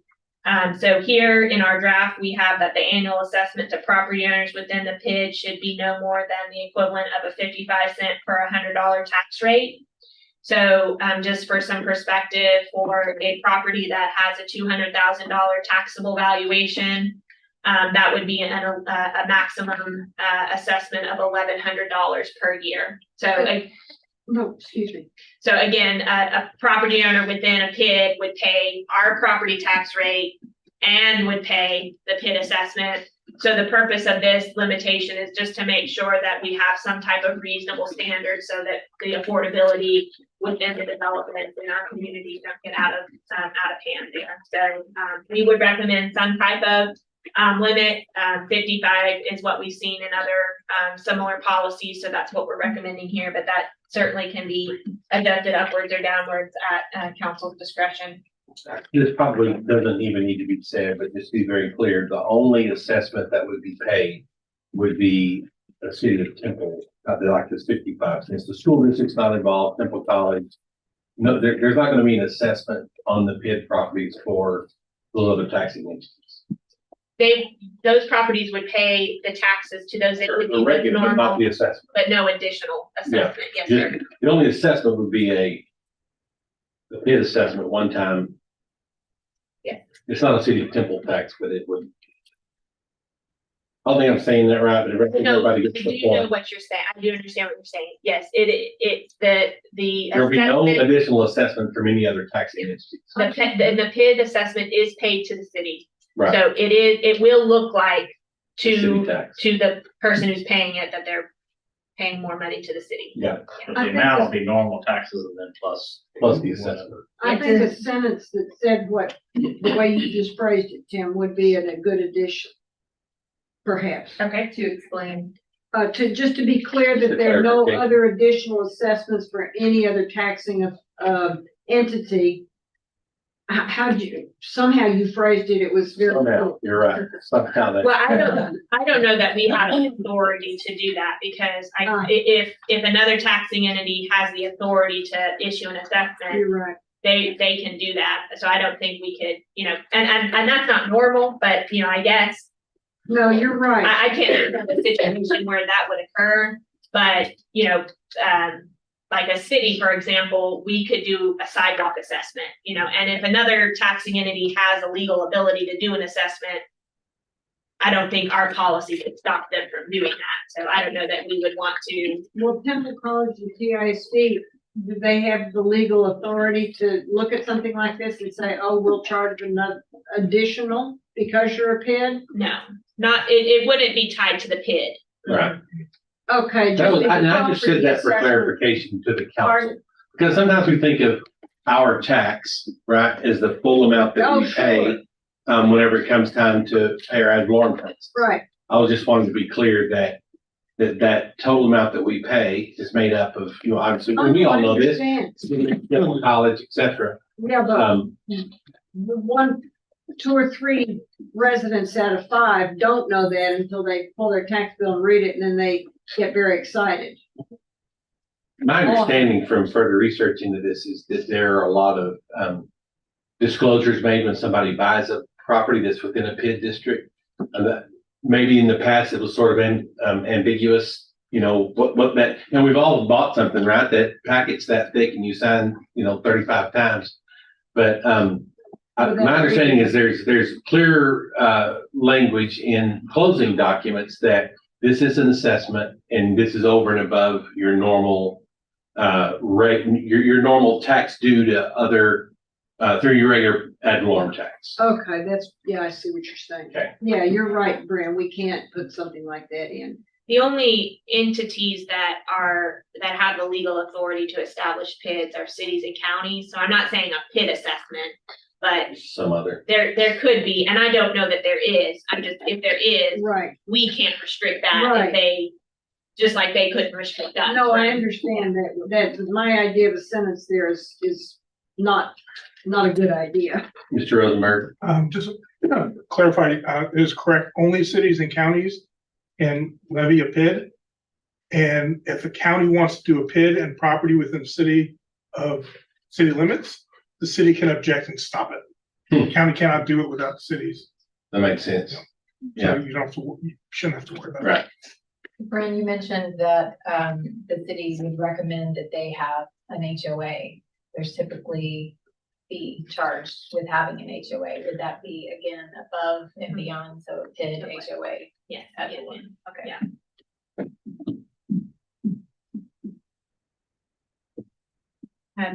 I'd also draw your attention to number 16 on page 6, which states basically that the city council won't take any action to commence the creation of a PID until we have negotiated and approved a final development agreement governing the development in question.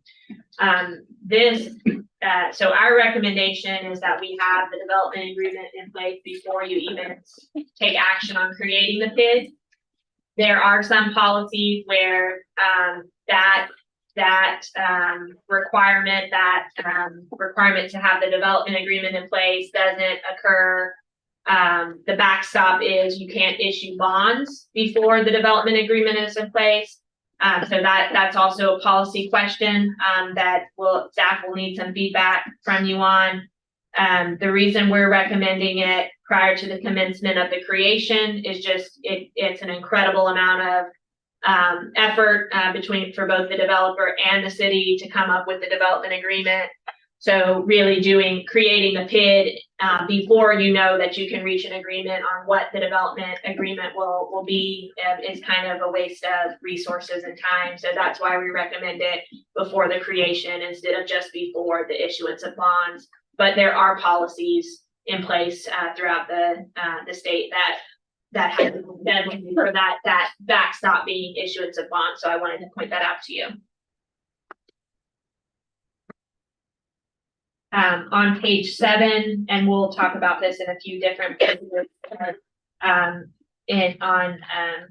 Page 7 at the top, section C, the financing of PID improvements and the payment of assessment revenue or PID bond proceeds to reimburse the cost of PID improvement. So we are there are a few different ways that you can structure bonds. They can be what's called reimbursement bonds, which is what we're recommending restricting to, which basically means that the developer has to upfront the cost of constructing the infrastructure, and then the bond proceeds can reimburse them once those infrastructure improvements are constructed. The other type of bond is something that's commonly referred to as a dirt bond. It's basically a construction bond where you front the money to the developer, they put in the infrastructure. So the more conservative approach for the city is to do reimbursement to make sure the infrastructure does go in the ground and then reimburse the developer for that cost. But state law does allow for you to do it the other way. So I wanted to point that out to you as well.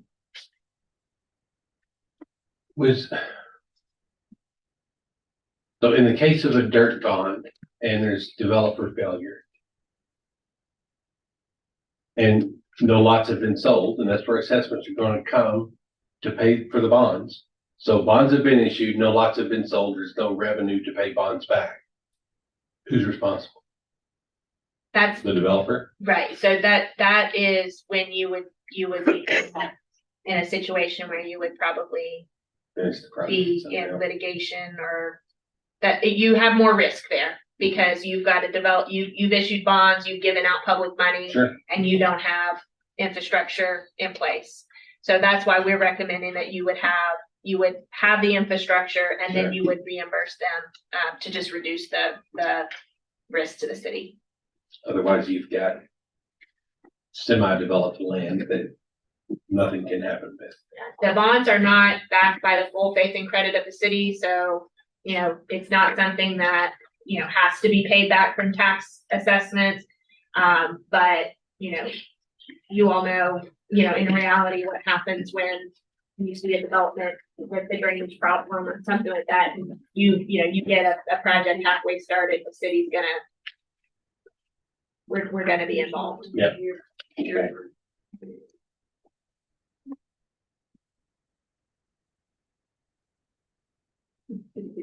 On page 8, the next section deals with the application requirement. So this what state law says about that a petition must be submitted to the city. So the policy just further defines what needs to be within that petition. So you see there a list of things that we would request in the petition, including the nature of the proposed improvements, and if that says amendments, that should say improvements, I'm sorry. The estimated cost, the boundaries, the proposed boundaries of the PID, the proposed method of assessment, how the PID will be managed, that the person signing the petition request or concur with the establishment of the PID. I won't read all of those to you, but some of the highlights here. You have to have at least 50% of the property owners within the proposed boundaries sign off on the petition.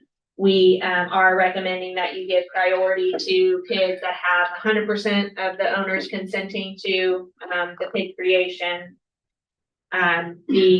Before the city will consider a PID, the petitioners must provide a series of documents to help us do our due diligence. So that includes things like identifying the benefit of the PID, to the affected property owners as well as to the city as a whole. So absolutely, sorry. I don't know if it's a relevant question, but normally when when a PID is being proposed, gonna be by a developer, correct? For this specific, there are two types of PID. You can have a kind of a management and operation as well.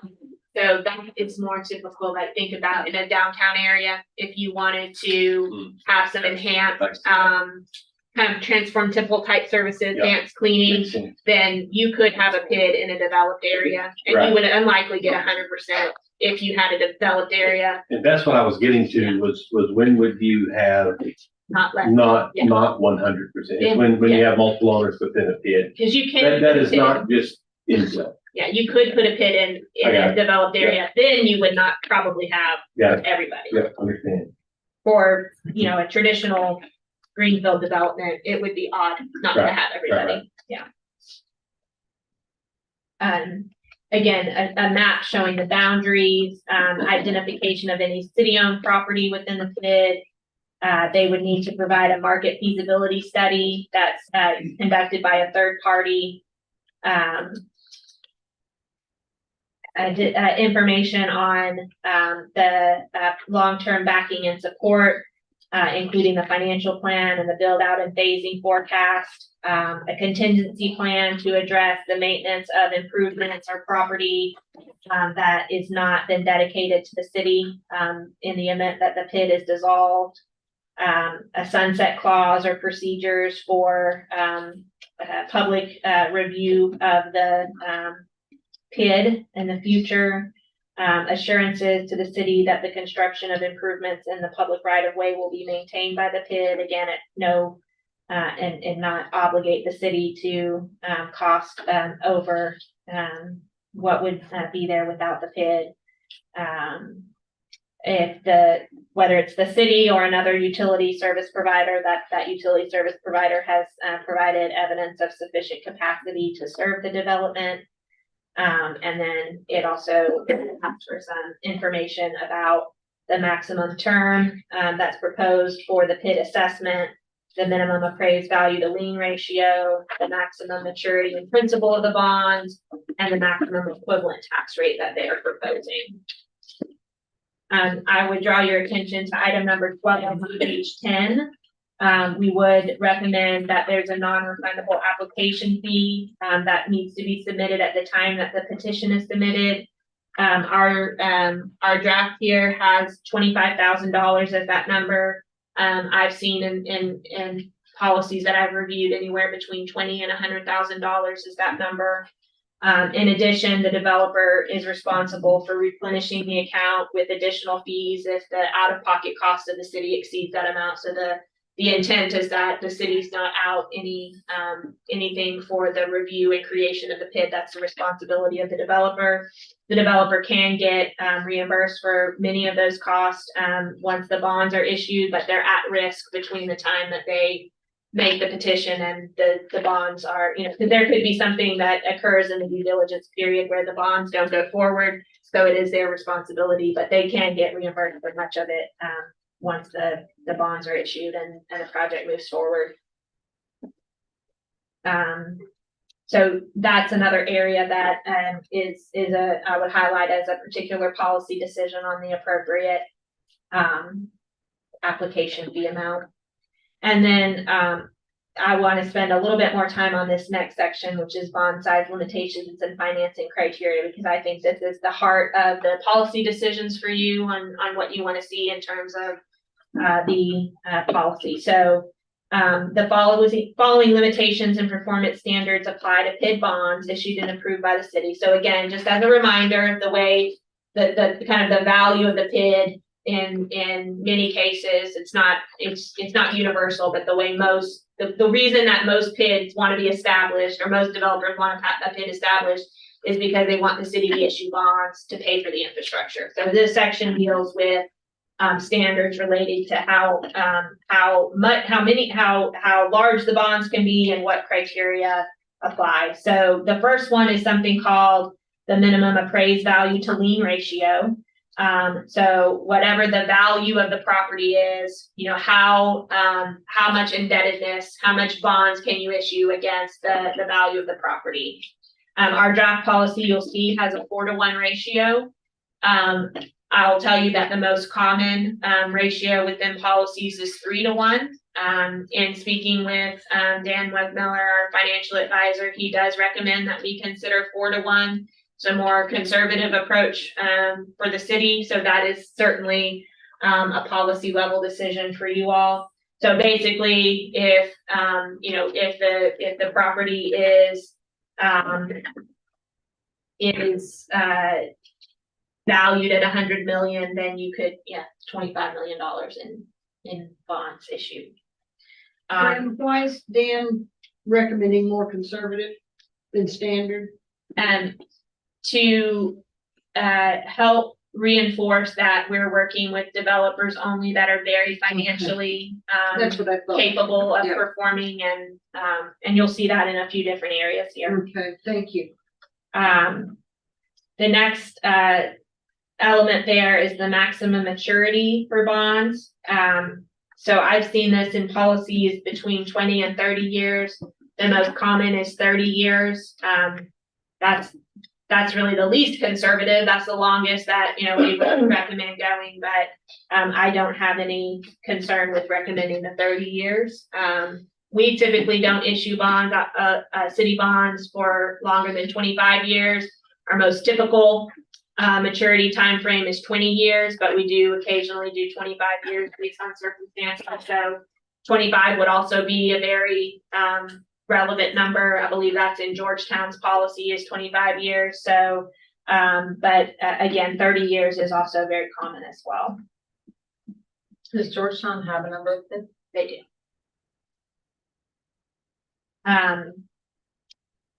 Section 3 indicates that if the bonds are going to be issued in tranches, that the last bond issuance can't be later than 10 years after the first bond issuance. Number 4 there limits the aggregate principal amount of bonds to the maximum of the actual amount, the cost needed to build the infrastructure, any required reserves, and the funds necessary for capitalized interest to the extent the city determines that's appropriate, as well as any cost of issuance, arbitrage, administrative fees, third-party fees, and other costs related to issuance. So the total bond amount has to be those numbers combined, nothing more. Number 5 states that the aggregate principal amount of PID bonds cannot exceed 500% of the cost of qualified PID improvements that the city has determined offer exceptional benefit. So again, if there's $10 million worth of improvements that are extraordinary, that are above the minimum standards, those special amenities within the development, then you could issue $50 million of bonds against that. If there's 20 million of costs that are extraordinary to beyond what is typical in a development, you could issue up to $100 million of bonds if the other elements are satisfied. That would be certainly a policy level decision as well on the appropriate element there.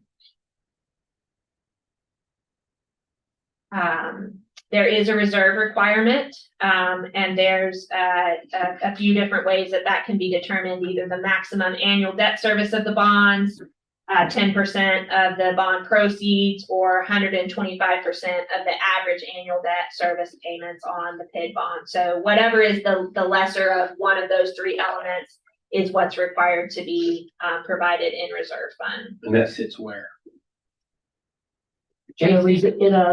Just a restricted account that's a reserve in case you had to tap into it if they couldn't make bond proceeds or bond payments. Very similar to what we do with TERS bonds. We have a reserve that is required from our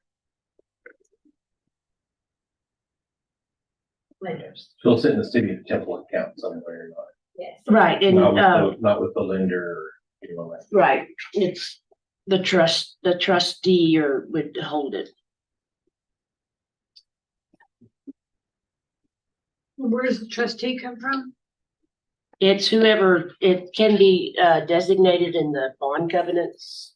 It's like you can have an administrator of the PID assessments and Mhm. collections. So, but however, that money has to be the reserve fund is set aside and restricted for the life of the bonds that are Sure. outstanding. So there's different ways you could set that up too, whether it's the administrator or trustee, et cetera.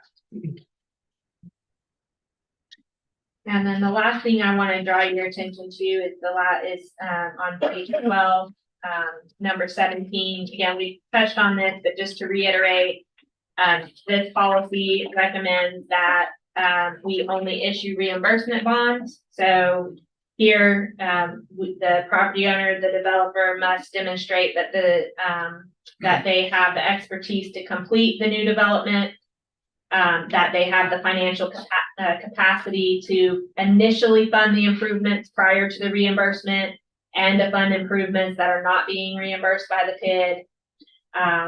So again, that is in terms of reimbursement only, or whether you would want to do dirt bonds, that's a policy level decision, but staff recommends reimbursement bonds only. So 12 pages of little bit of minutia, but I think the main things that I would draw your attention to in terms of really things we need that are not just very standard, and that we need some direction on what you would want to see there is lien to value ratio, bond maturity, whether you are comfortable with dirt bonds or want to see with reimbursement bonds, what the appropriate level of percentage of extraordinary benefits is to be for consideration of the amount of bonds that you're comfortable issuing, and the applicant. So the developmental standards would be the same or above.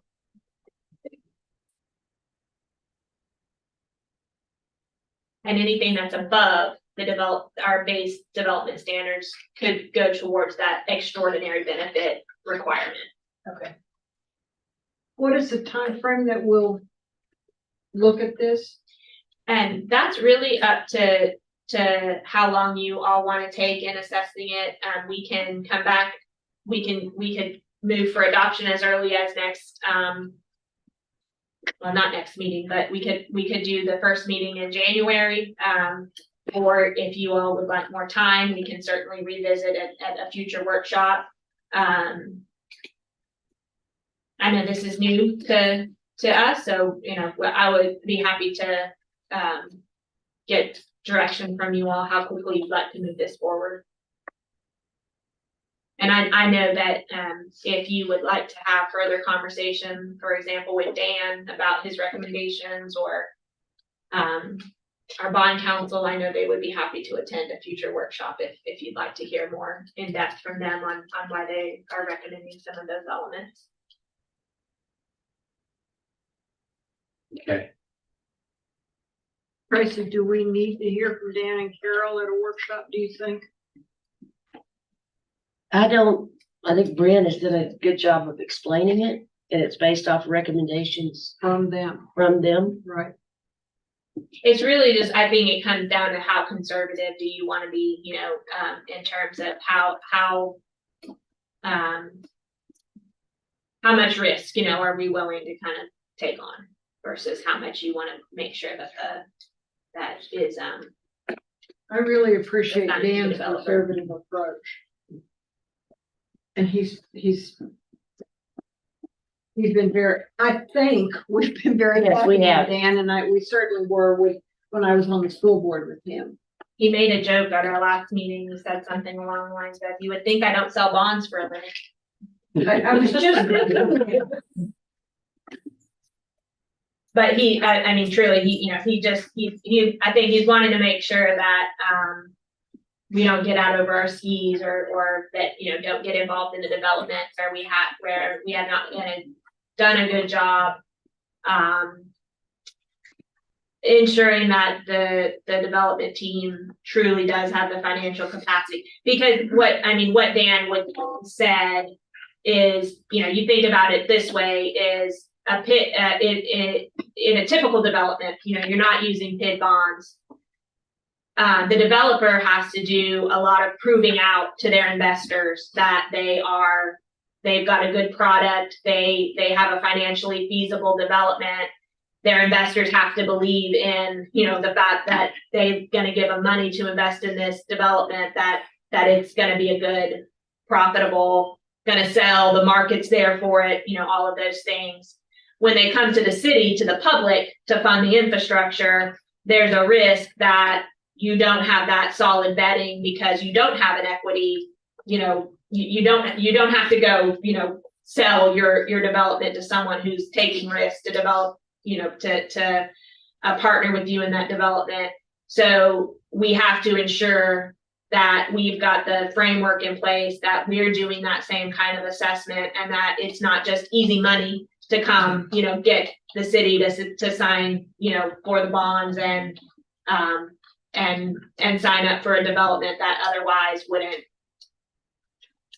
be get feasible. private, Yeah. would not get private equity. investors. Yeah. So We his are the perspective is, investor. it can attract, and I'm not at all saying that those who bring PID proposals to you are like this, but it can, it could attract someone who, well, I can't get private investment, so, I'm going this route instead. Well, it's our responsibility to protect the city's investors.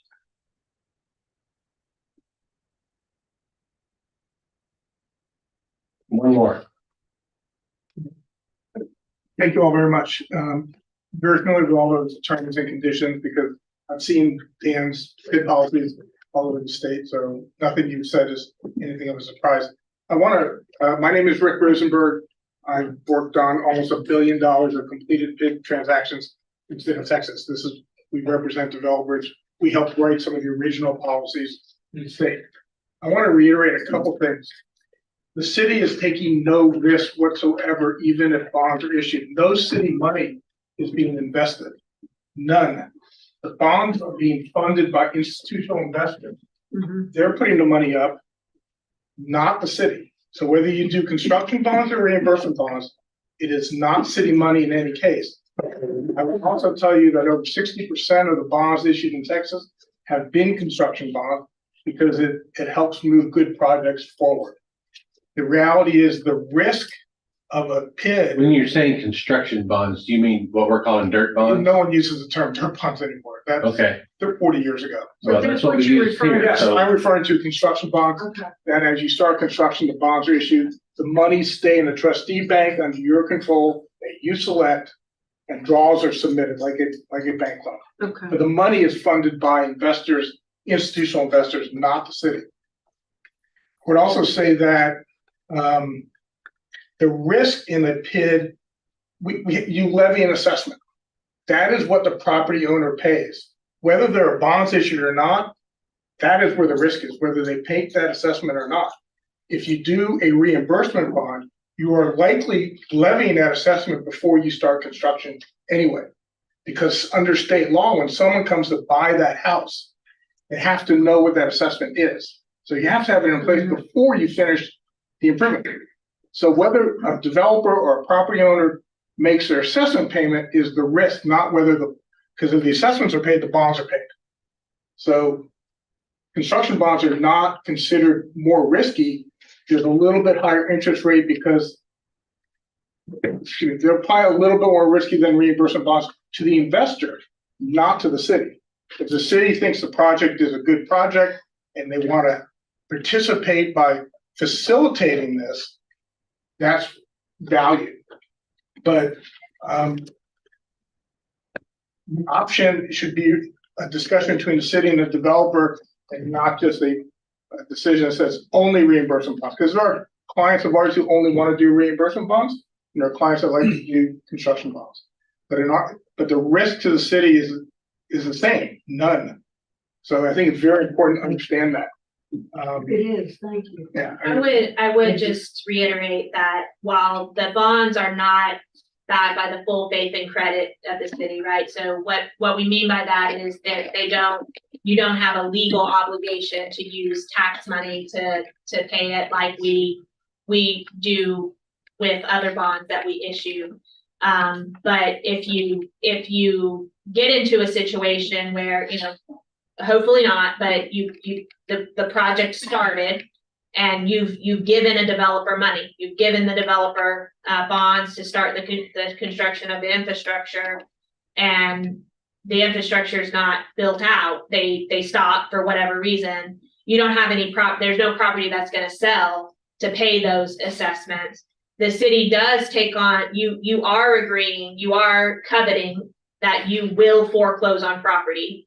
So, saying that there's no risk to the city, there's no risk in terms of it's not backed by our full faith and credit, but will you have to take an action as a council? The perception of what the city is going to do or the city would do related to a failed development, it is still your PID. You're still the one. It is a city district. It would be our responsibility to foreclose on property that didn't pay the assessment. So it is true that it's not backed by our full faith and credit, but Dan definitely would, I think he did say, and I definitely think he would say to you that construction bonds are more risky to the city than reimbursement bonds. He being Dan. Dan Rickon. That affect our rating. Yes, the city is agreeing to foreclose if required. You're foreclosing on behalf of the bondholders. They're the ones who have the financial risk. And our firm is. That's the same in our other bonds we issue too. I know, but the collateral is the property, not the city's full faith and credit. So the bondholders will decide whether they want to take over the property, bring in a new developer, and get the project on track. It's not the city's responsibility to deal with that. We've been in this business for over 30 years. We've worked on over $17 billion of transactions. In that time, we have never seen a city anywhere in the country have to write a check because of failure in this kind of a bond issue. There have been. We understand that. Well, Yes, I'm and our trying to name is clarify on the because bond. It says, it would say the city of Temple. It does, and there is a reputational risk and a political risk of having your name on the bonds. That's important too. We understand, we agree with that. But I want you to understand that the financial risks are being borne by the bondholders. So Which is the same. I mean, we understand bonds. these bonds are different because they're revenue bonds and not general obligation bonds. We have revenue bonds too. Yeah, we understand. All right, very good, thank you. Okay, council, any more questions for staff? Anybody? I am a little curious how much staff time something like this would take. I think it can, well, I'm sorry, that's from my conversations with staff, it can be a lot, and that's what the 25,000, well, in this case, the minimum $25,000 is for, is the staff time cost is front-end application, and then as those costs continue through the process, they will pay for additional staff time, but that cost is then borne by the ultimate assessment payer, because it can then, those costs can be put toward a bond, replaced by, paid back by a bond also. That staff Yeah. time. The staff time too, Just what you feel would be necessary to complete. I think that we have to just pick a number in terms of like the non-reimbursed, the upfront non-reimbursable to account for staff time. Again, I've seen, the highest I've seen is 100,000. Then anything like in terms of paying, Dan and Carol would be involved. Those costs would be obviously a direct cost that we could directly pass on. So, the 25,000 or whatever number you set there would really be intended to cover kind of staff time that, you know, you're not paid. I don't get any more money whether I do it or not, right? You know, like, so that kind of, that kind of cost that is set aside, and I don't think there's Still have the not a, rest of your job to do. yeah, there's not a science to that, so it's just, that's kind of, but I mean, I think we thought 25,000 was fair for that. And that staff time will be spread across legal, financial, city manager, planning, and building and engineering. Public Works, I would say, Yeah, those would be the main Okay. people involved. 25,000 seems low, let's start naming off. Yeah, that's true. Yeah. Yeah, Parks and Rec. Oh, sure. Our development team, you know, so, our GIS team a little bit, I would say, you know, That those are the. GIS. At least you're not telling Chief he has to do something. Happy to help. Until it's over. Wake up back there. Professional service without exception. Okay, we need to move on. Anything else? Thank you. You bet. Thank you. Thanks, guys. Appreciate it. Okay, the next item, which is item number 5, is to receive departmental updates from communications and marketing, fire, and parks and recreation. Okay, hello again, everybody. I'm really excited to. I know. Am I going?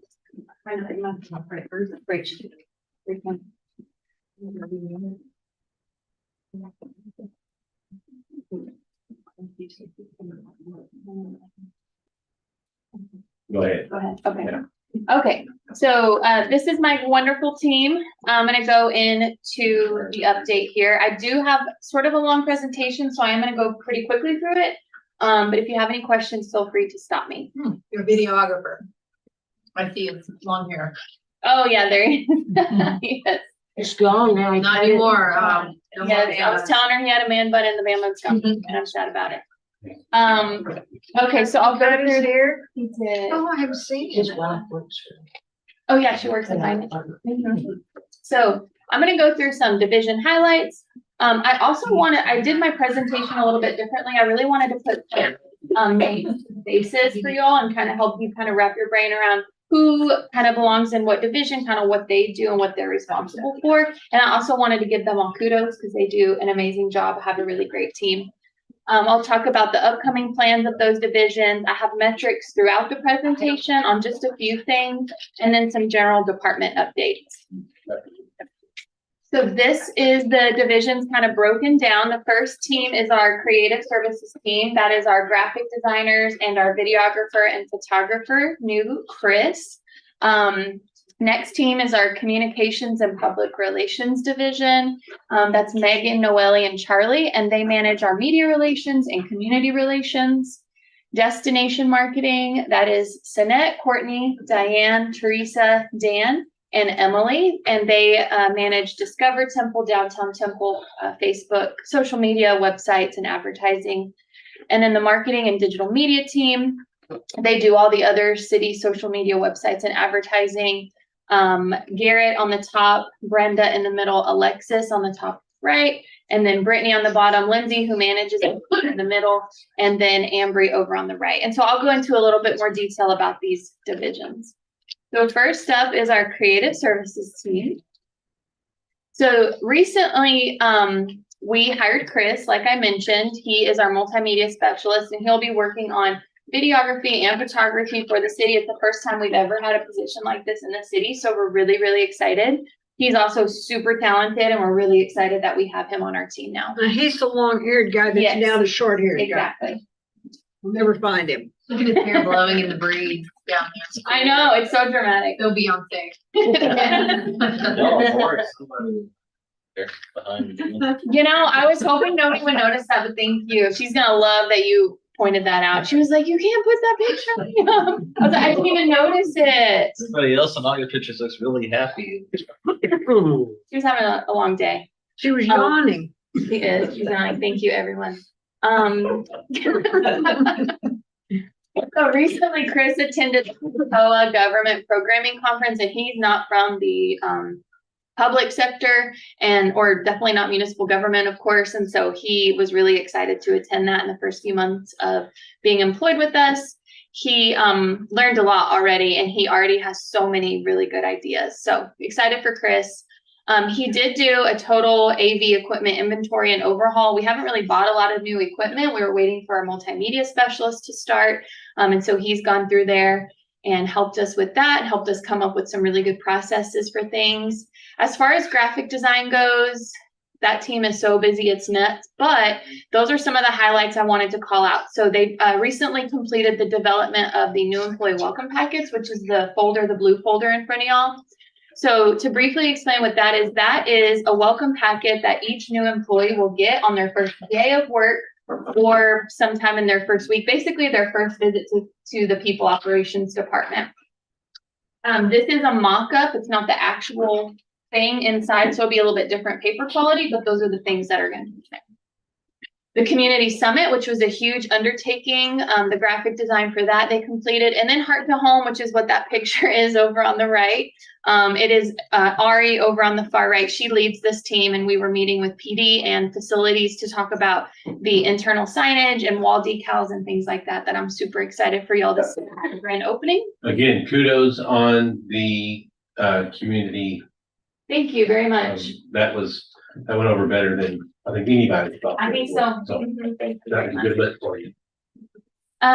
Some upcoming plans for this team. We have some really significant branding projects coming up for various events and facilities, including the Santa Fe Community Market. This team is also going to be working on developing some SOPs for equipment use, equipment storage, how we manage our digital assets. So a lot of really exciting things going on in this team. And then lastly, one thing we're really excited about, they came up with the idea of doing like internal training for all of our staff and all of our departments. So for example, Chris brings a wealth of knowledge of camera use, whether it's for video or photo. And a lot of my team know how to know their way around a camera, but not like the way that Chris does. So we're going to get together and we'll have like a lunch and learn type thing. We're going to do some of that type of training on camera use, but also maybe some AI training and Adobe Creative Cloud. And just really, it's like it'll be like an information sharing training for everyone. Can I come? Yeah, definitely. You definitely can. Likewise. Yes. And tell Chris to get his hair back. Right. These are some metrics from this team. Really, I'm not going to go through all these numbers. The numbers on the bottom are just numbers by department. This is year-to-date numbers. It just kind of helps show you the volume for each department. And then from year-to-date, 357 graphic design projects were completed, 452 requested, and then 81, this was as of October 31st, were in process. These numbers don't include multiple rounds of revision, like that. So the department will see an initial draft and it might go back and forth a few times. So that is not included in those metrics, but they're very, very busy. Why isn't this on there? I think that's probably in there somewhere. But it should be its very own. I know, we're It's so wonderful. excited. Thank you. I cannot wait for y'all to see the building. We just finalized the decals and stuff like I just went through. today. So, well, with the decals, you're gonna Oh, you're no, gonna I'm love gonna it. flip. You're gonna But love it. Get it as 17. Okay, I'll put it on there. Okay. Okay, next up is communications and public relations. And again, just because you guys might hear from them if you haven't already, on the left is Megan Price. She's new within a few months still, I think, in her introductory period. Charlie on the right is also still in her introductory period, so they're still pretty new to our organization. And then Noelle in the middle, who I'm sure y'all are all familiar with, she leads that team. So this is a long list of highlights for them, but I'm going to go pretty quick. Obviously, the community summit, they handled all the event logistics of that event. Noelle recently updated the crisis communications plan with some pre-written statements, pre-written releases, and some social media messaging for various scenarios that we might encounter. And so obviously they'll change per scenario, but we do have things to start us off with. She worked on an alert temple communications plan. So this is for our Code Red system when we need to send out any emergency notifications. We worked with police and fire on that.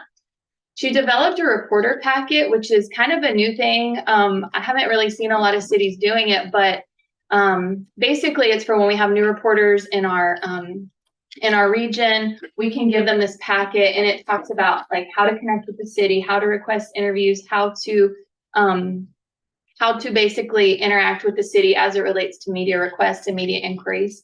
So I think that's been really helpful. All of the TV stations were extremely thankful for it because they just have so much turnover in this market. And press conference guide, we created that just so when we have a press conference, we will kind of have a step-by-step checklist of what we need to do, what things we need to be thinking about for that. Interviewer best practices, that so if we interview somebody, when we are being the interviewer, we have best practices as far as helping people feel comfortable being on camera. Animal shelter project update videos, Noelle started those. And we're going to continue those and kind of expand those into a kind of a capital improvement project video series to talk about all the different projects going on in Temple. We did update the city newsletter layout. I was talking to Jessica about that earlier. And I just wanted to note for a little metric, we have 46,000 residents that are subscribed to our city newsletter, which is extremely, extremely impressive. We do have an average open rate of 40 to 45%. But the standard open rate is between 17 and 21. So we're doing really good for open rate as well. And then we did develop an internal event guide because, surprise, we've been doing a lot of events as far as ribbon cuttings and grand openings, the street unveilings we've done. So we have an event guide to kind of help us through those things, kind of like the press conference guide. It just helps us know what to expect and what we need to be thinking about. And then the bottom is just some metrics for this team as it relates to city inquiries, city releases, and city interviews. And then we do the communications for PD currently as well. And so those are the metrics for them. All right. For community relations, like I said earlier, this team also manages our efforts there. And I just wanted to show a kind of a timeline of everything we've accomplished since February with Black History Month kicking us off. And then we partnered with TSD on the statue unveiling. We had the solid waste ribbon cutting, the Hispanic Heritage Month event, the FBO grand opening recently, Veterans Day ceremony, and then Heart to Home, and then Community Summit was mixed in there too. So these are all really exciting, and we're getting really kind of ramped up in the community relations area, and we hope to expand even more on this type of programming. And don't forget, Animal Services is coming up in January. Absolutely not. You're going to be so blown away. I already am.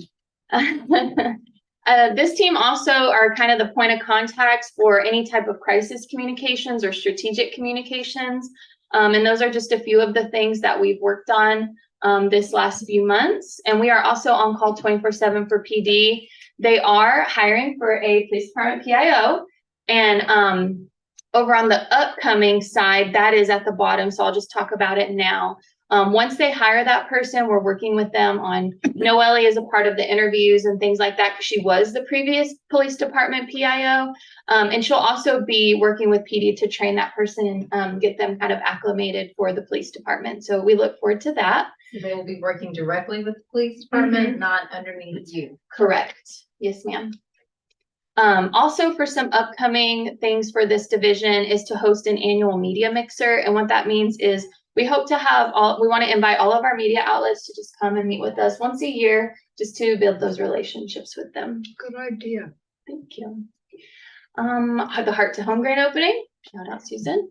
And then the eclipse planning, which is a big deal. And we are working on that.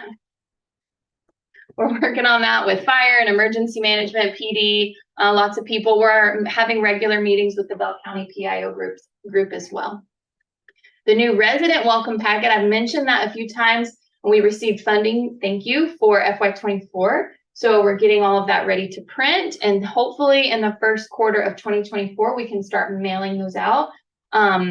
Basically, when you sign up for a new utility account, if you're a new resident in Temple, you will receive what we're calling a new resident welcome packet, and it will include the welcome home guide, and then some other various materials such as ways to stay connected with the city. I think the library will have a brochure in there, Parks and Recreation, got like a recreation postcard, brush and bulk information. So lots of things that particularly new residents will find helpful. CIP project update videos like I talked about earlier. So we're really excited for that initiative. Okay, destination marketing. Okay, so recently Destination Marketing started a new campaign called All Aboard Temple, and I might have mentioned it to y'all before, I can't recall, but basically this is a campaign to help draw people into Temple via train. And so as part of that campaign, this team has developed a web page, and the web page includes half-day itineraries, overnight itineraries, and also some other really great resources. I mean, we really hyped it up, and the ad campaigns are doing really well for this. So Amtrak resources that we pulled from their website, but also we found some really cool videos on YouTube by some YouTube influencers who just ride around on Amtrak trains all day and provide really great reviews. So we tagged that on there too. It's really cool, actually. And then I think I mentioned before too, we do have some posters in some of the nearby stations, Amtrak stations as well. We also are doing the hotel outreach program that I had previously mentioned, I believe, and we have 8 participating hotels. I think when I reported last time to y'all, we were just starting the program and kind of gearing up for it, but now we have 8 hotels that are participating, and you can see the photo on the right. That's a poster that we've created for them. We have tent cards they can put like at their bar or in their dining areas. So we have floor decals. We have a few different things, pieces of collateral that they can choose from. But I wanted to talk about the hotel key cards. We've given them 20,000 plus some of the other print, but 20,000 hotel key cards. They're super cheap. They're basically inexpensive.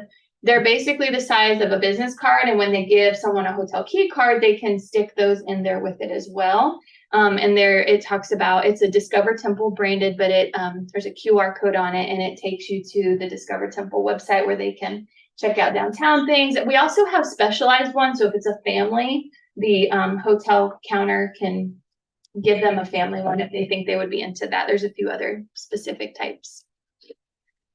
So we recently completed the sports strategy with Parks and Recreation, and we are going to begin kind of developing a sports marketing campaign that'll be Discover Your Inner Champion.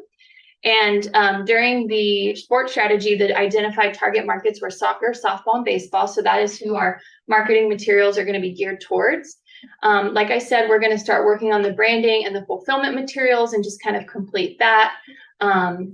That'll talk about different things like field size, the different fields and the sizes of the fields and the different amenities that they can expect when they're coming. We did complete the photography and videography a month or 2 ago. And then they will have a website section dedicated to this as we're trying to bring in tournaments into Temple, sports tournaments into Temple. I want to talk about this because it's a really exciting number. I am not a mathematician, and Tracy knows that about me. But based on our projections, our destination marketing sales team has booked a projected $867,000 in economic impact. And this is from October 23 to 24. So obviously we book out, and we do hope and expect that this number will increase as we continue to book more things coming into Temple. And that number is based on like per room nights and how much we expect people to spend on food and things like that. Marketing and digital media. Okay, so this one I did a little bit differently. I broke it out by people. So Brenda down on the bottom, she's responsible for administrative duties in our department. So she's our administrative assistant, but she also does the marketing and promotion and social media for the library. She does a really, really great job. She has kind of a hybrid position. And I wanted to shout out the library and her work with them on that for winning the Summer Reading Guide Award. And then she has increased the page followers since October last year by 1,900. So I think that's really, really great for the library's page. Parks and Recreation, this is page and promotion is managed by Garrett. Some highlights for them. We're working with Parks and Recreation to kind of reimagine the play-by-play, which is the printed guide that they do. We're having meetings on that, and that opportunity is really, really exciting. And then we're working with them on web track improvements and IT to make it easier for people to register online and hopefully increase registrations. Upcoming special event strategic plan implementation. So like I talked about earlier, just the major event branding and communications. Then summer hiring is a really, really big deal. We generally start that in January. So that is a huge thing. We do a big advertising campaign and a lot of pushes with the schools and things like that to fill those positions, because that's really, really important. I put social show off, which is really hard to say actually. Garrett reached 5.3 million people within the last 90 days on the Parks and Recreation Instagram page, which is very impressive. He's gone viral a time or two. And we've engaged 612,000 people on Instagram, and the followers have increased by 851%. NRPA, which is the National Recreation and Park Association, has also liked some of his posts, which is really exciting. And then fun fact, we have the most PARD followers on Instagram in Texas. So according to our research, we have the most followers for a Parks and Recreation Instagram page in Texas. So we're proud of that. Okay, so for police, fire, emergency management, and animal services, Alexis down on the bottom is a Templeite, Templeonian, and she went to Temple High. She's our newest marketing specialist, and she is managing the police, fire, and animal services, or Heart to Home pages now. How'd you get police and fire to stand next to each other? We made them. There's We food and pictured them drinks all involved. together. Rescue Elves Communication has been really big, as well as Blue Santa. So she's been working on that currently. JoinTemplePD.com maintenance. That's also something that's currently ongoing. And then we attend as required the events for them to get some photography for social media and things like that. Heart to Home grand opening communication. This is probably her biggest project she's working on right now with each of them. And update to the social media strategy. Exciting. So we are going to be starting a Heart to Home Facebook and Instagram page, because previously when we have done communication on animal services, it was on city, I think, and then it went to PD, and then now it's kind of back to the city. So we think that with the new branding for sure, and the renovations and the new facility and all the excitement surrounding that, there's so much content. There's definitely enough content for its own page. So we're really excited to start that up. And winter weather messaging, I know they're working with Chief and Jennifer on some pre-approved messaging, just gearing up for that because we all know it's coming. And then the PD-PIO coordination, she will be working pretty closely with that person once they start. All right, so for Brittany and Lindsay, Brittany, this is mostly Brittany's baby, but obviously Lindsay is her supervisor and had a really big hand in the community summit. So I wanted to shout her out on this slide as well. So while the communications and public relations team managed the event logistics, this team managed all of the department coordination with everybody that was involved, and then the promotion that went into the event. Also, the Hometown Heroes banner program, Brittany did a really great job of managing this and communicating with all of the participants as it required. We talk a lot about the neighborhood planning initiatives for Love Where You Live. Strategic planning workshops was something Brittany recently was communicating quite a bit about. Public Works, always some type of education and services. We really want our community to be aware of everything that we offer. And then the airport FBO, this was a really big undertaking. We just recently finished the website flytemple.com, and we worked with John Chiaburi for that. And then the Holiday Lights contest, we have 30 houses this year that registered for that. And last year was our first year to do it, and I think we had 23. So we got a little more this year. We hope it continues to grow. Upcoming for them, now that the FBO website is done, the building is complete, we have an ad plan that we've developed. So we're going to look at implementing that. We're working with Sean and Andrew on that. Another new initiative that we have, along kind of like with the CIP project updates, is just development in Temple and new businesses coming to Temple. And so we'll talk a little bit more about that on social media. New resident tool for 311 communications. We'll be working with Heather Miculus and the new customer care department to communicate this coming up in the next few months. And then at the strategic plan working group meeting, we heard the results of the community. So we actually went today with Wilson and Performance Excellence to go over those results and to try and build some communication strategies around some of the issues that we heard in the survey, which the good news is we mostly do. But there were, so like, for example, the CIP communication initiatives is something that came out of the survey. So we're going to do more videos and just more communication around that. Same thing with the perceived increase of crime. We'll be working with PD and the new PDPIO to kind of combat those. On call line. I'm scared. This is Heather. Oh my gosh. Oh, hi. Hi, 1 second, please. Let me talk to it. I cannot answer on call. I get in trouble if I don't answer. Or they call me. Is there a water leak you're supposed to go fix? Meeting. Good, Lieutenant Matt. I was surprised that That some people were saying in the survey that they didn't know what's going on in the city. I think Yeah. you guys are everywhere. I don't think they was really lived here in shocked. like 2018. I think, and so my thought process to that is we're always going to do the most we can and always be looking for innovative outside the box ideas to communicate to all the populations that we have and all the diverse groups that we have. I think no matter what we do though, there's going to be people that say they didn't know about stuff. And so it kind of hurts a little bit that people say that, but at the same time, I feel really comfortable that we're doing the most we can. It's interesting when they say, well, they didn't tell me. It's like, I mean, do we need to knock on your door? If you try. Right. Well, it's just like the Suicide Hill thing that everybody called and beat us up at, but did they go to the meetings? No. Okay, so here we go. No. Employee communication. So this is Ambry down the bottom left.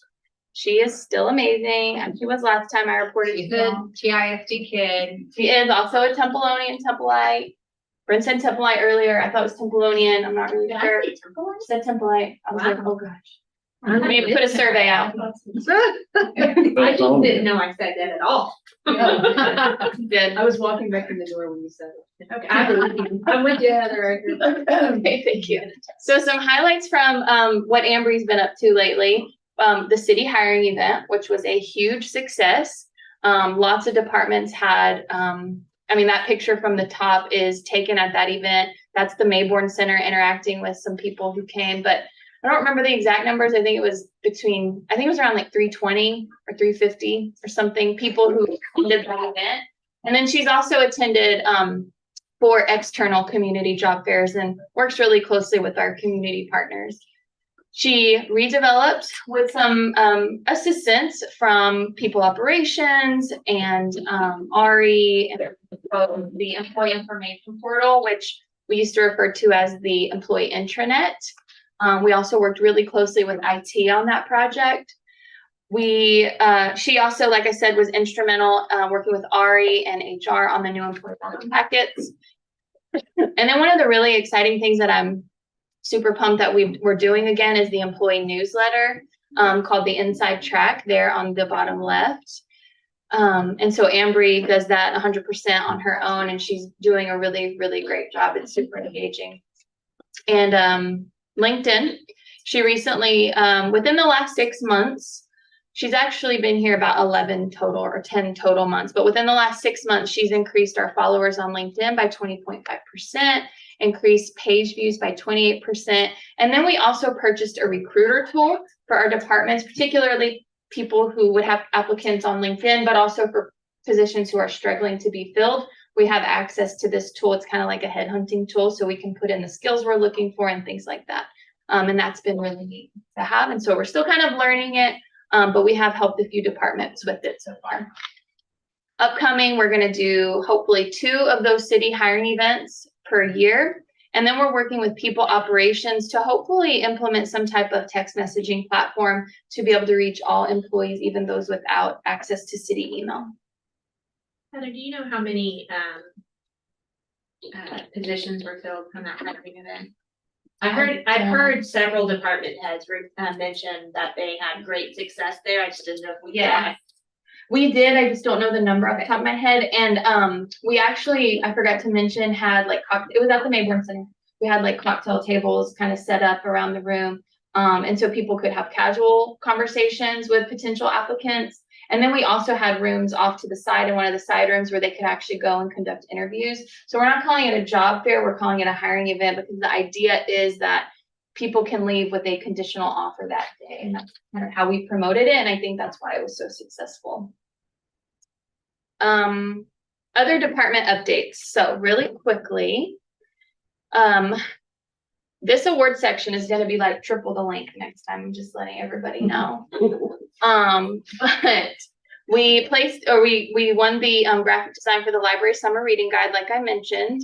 And then Destination has come away with a few awards at TACVB for the Temple ticket, Tamio for the Temple ticket, and the website redesign of discovertemple.com. And then at the Texas Travel Awards annual conference, they won for the Temple ticket as well. So the Temple ticket is amazing. If you haven't already looked at it, this is created by the Destination team, so it's for visitors.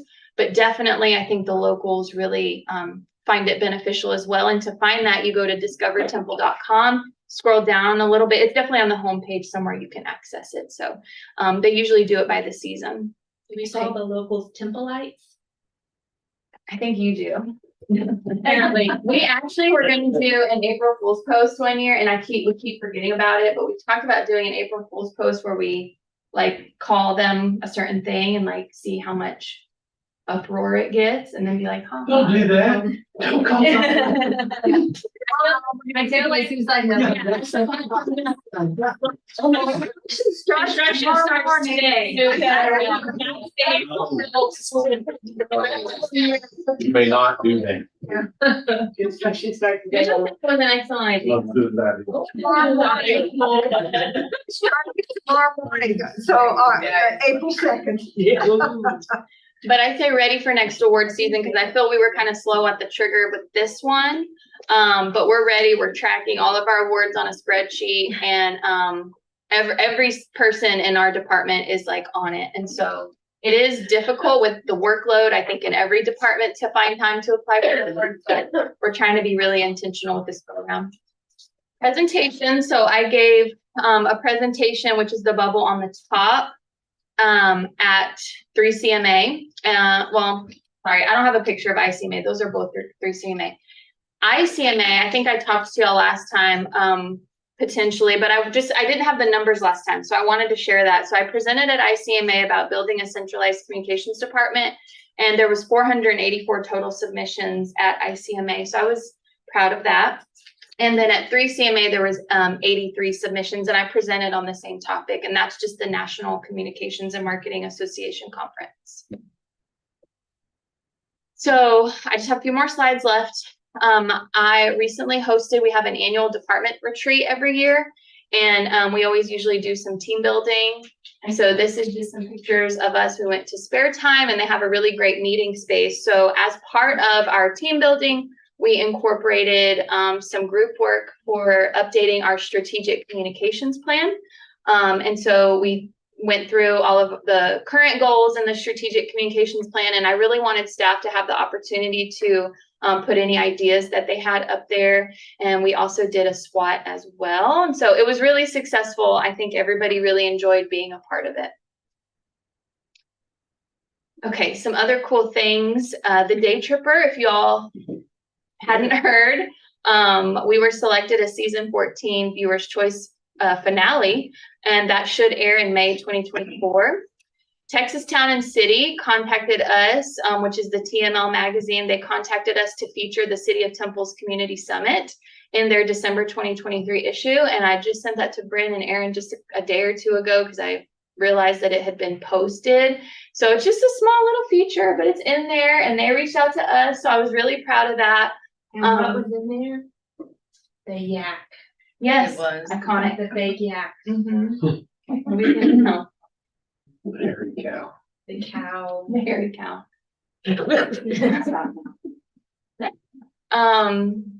In case, yeah, we gave him like 7 pictures to choose from. I can show some. In case you missed it, I think Stacy recently presented on the survey results at a workshop not too long ago. I just wanted to call out, just in case you missed it, that overall city image or reputation has increased by 15% since 2020. So I'm also really proud of that number. I'm sure there's other things that go into that. But I think my team has a lot to do with it as well, and they are just amazing. And that's it. That's all I have. So thank you all. Questions? You guys moved quick. Thank Do you. lots of things. Congratulations. You take the council, Fran, you take the council on retreats. We've never gone to spare time to bowl. Can we do that next time? Well, we've never done anything like that. Who knows how to bowl? You bowl? I used to, Let's do it. about 1,000 years ago. Can we, Heather, that's just incredible. You know, all of this. Thank you. It's a really great group of people. Good job. Thank you. Good. Yes, sir.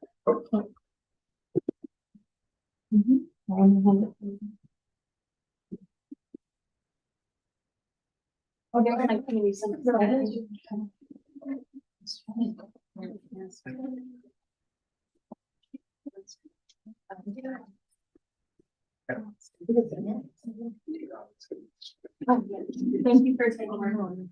While they're planning on presentation. So far, yes, good. Thank y'all for letting me, present today. Don't have it.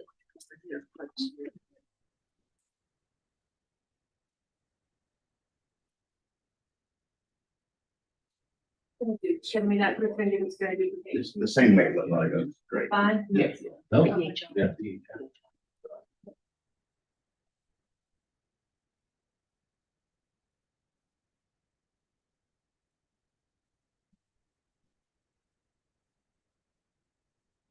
First, of course, we have park recreation, tourism, the neighboring center, and the golf course. The first thing we're going to get into when we get going will be looking at the golf course and how it's been doing over the last year compared to 23 compared to 22.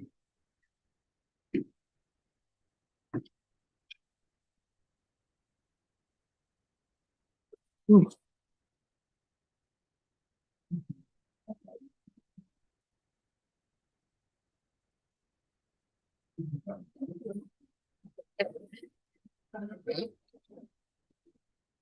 right.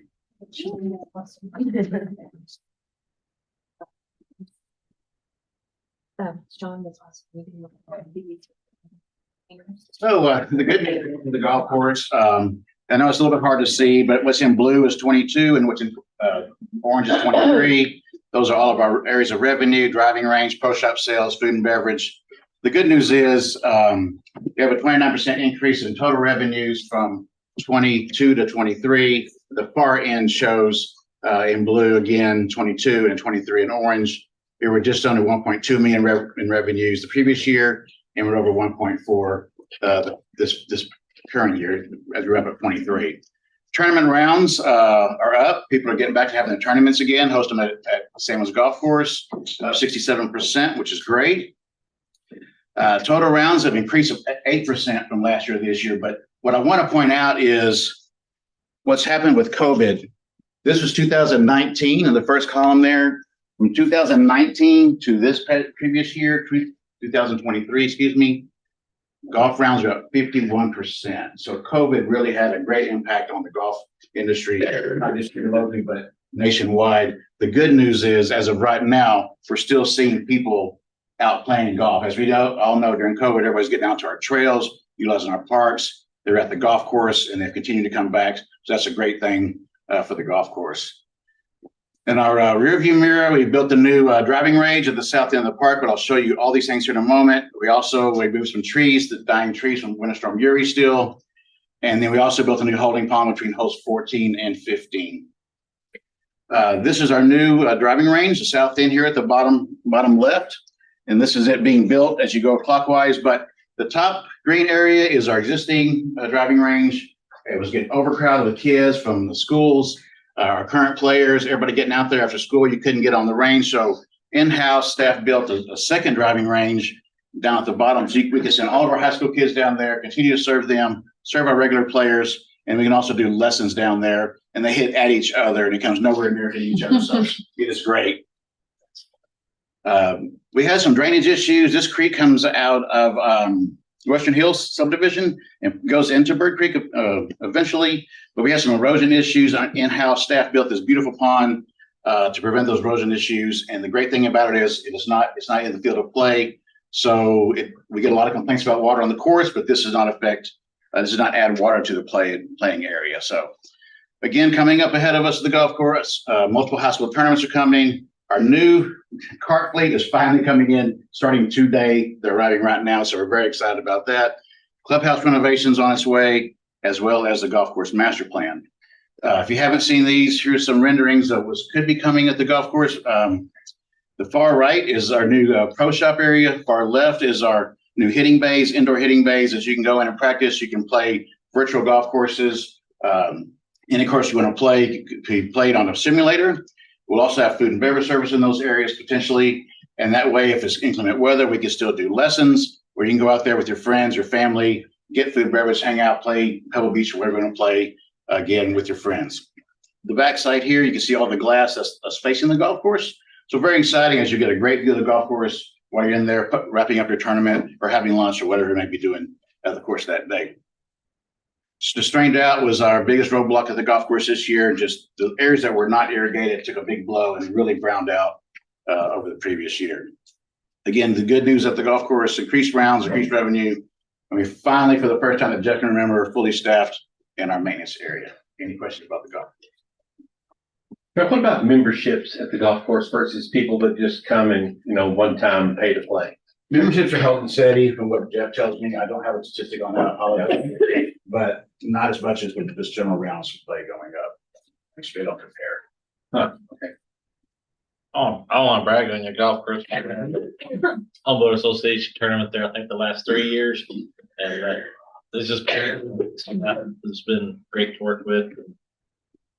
And appreciate that. We appreciate the commentary. Thank you so much. I think Jeff has brought in a lot of outside tournaments as well, like that too, isn't he? Yes, that's, again, early on, that showed you that I think it was 67% increase in tournament play. Yeah. So, yes. It's a big one.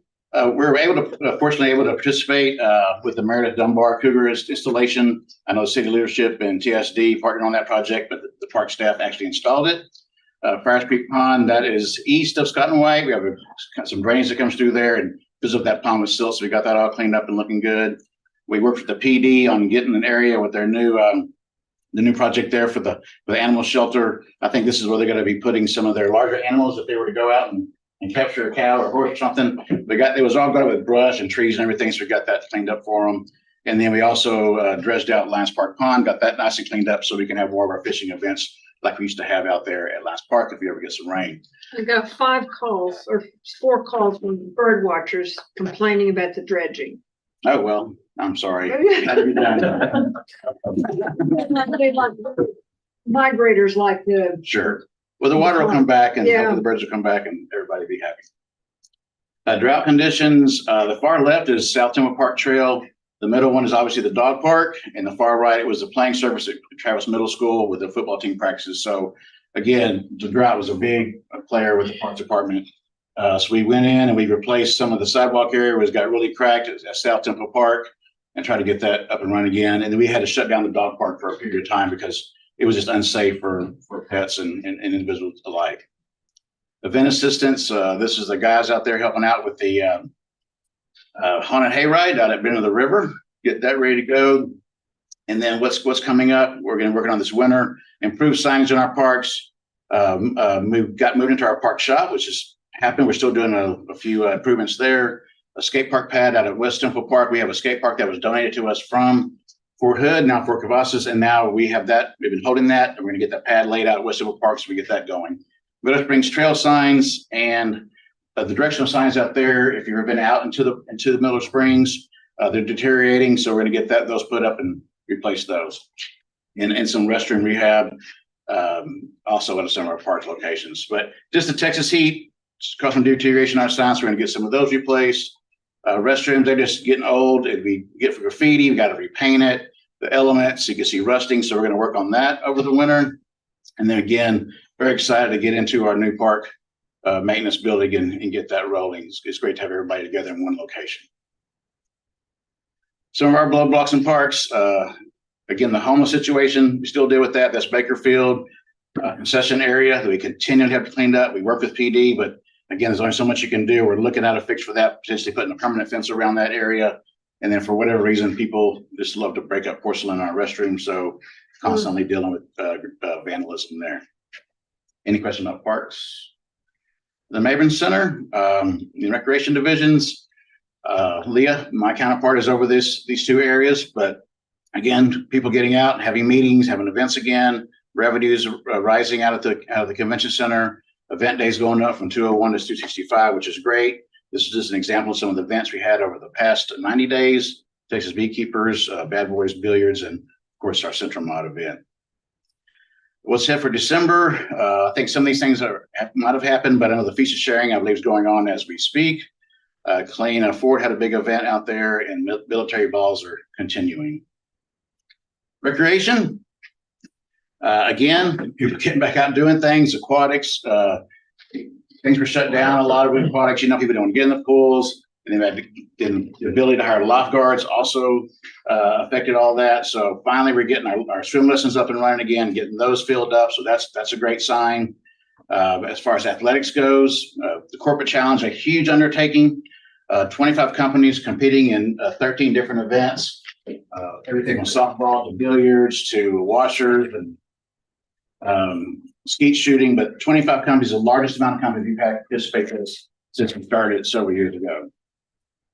Just in the past 90 days, or 3 months, they've hosted 31 tournaments, the athletics. You can see, I had to check that. I said, hey, there's no way. And sure enough, you can see the multitude: softball, baseball, adult softball, disc golf. So athletics in Temple is going very well. We also just hosted our annual turkey trot on Thanksgiving morning with 763 participants in that. And there's some pictures of our staff and some of our happy turkey trotters. Recreation rearview mirror, Sammons Community Center continued. September was Healthy Aging Month. They have a lot of seminars on living well, balance, eating right. And they had a kickoff event for that month, a tailgate party where they had 110 participants join that. And actually at Sammons Community Center, you'll see we're trying to change things up and bring more people into that center. We actually had goat yoga there. If you don't believe it, I have a picture. I'll show you just a moment. Summit Recreation Center, they hosted a 2-hour Zumbathon with 60 participants. And they're really trying to get out in the community when events are taking place, getting a booth, letting people know, hey, we're here. We have programs. We have fitness classes. We have a pool. We have things for all different ages. So come out and join the summit.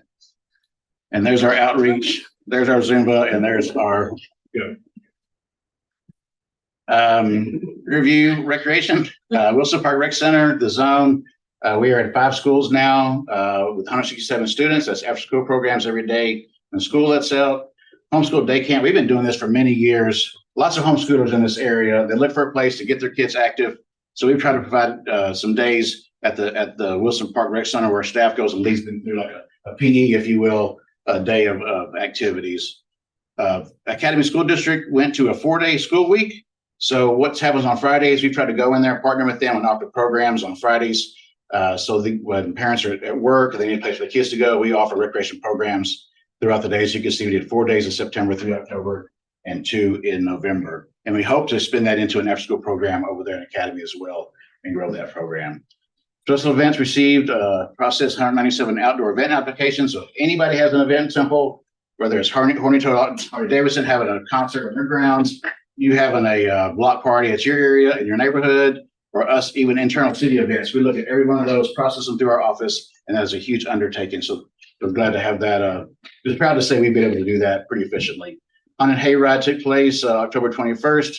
Online pre-sales tickets sold. We had 1,105 people participate in that event. It's a wonderful event. Christmas parade obviously took place December 4th. Another great event with almost so that. So good weather means good event. And here's just some pictures of the special events that took place. Recreation, what's coming up? Polar Bear Plunge, January 6th. If you're just dying to jump in a cold pool, you can come out there at Lions Junction and do that. We're interviewing for our additional aquatics coordinator. It's a new position.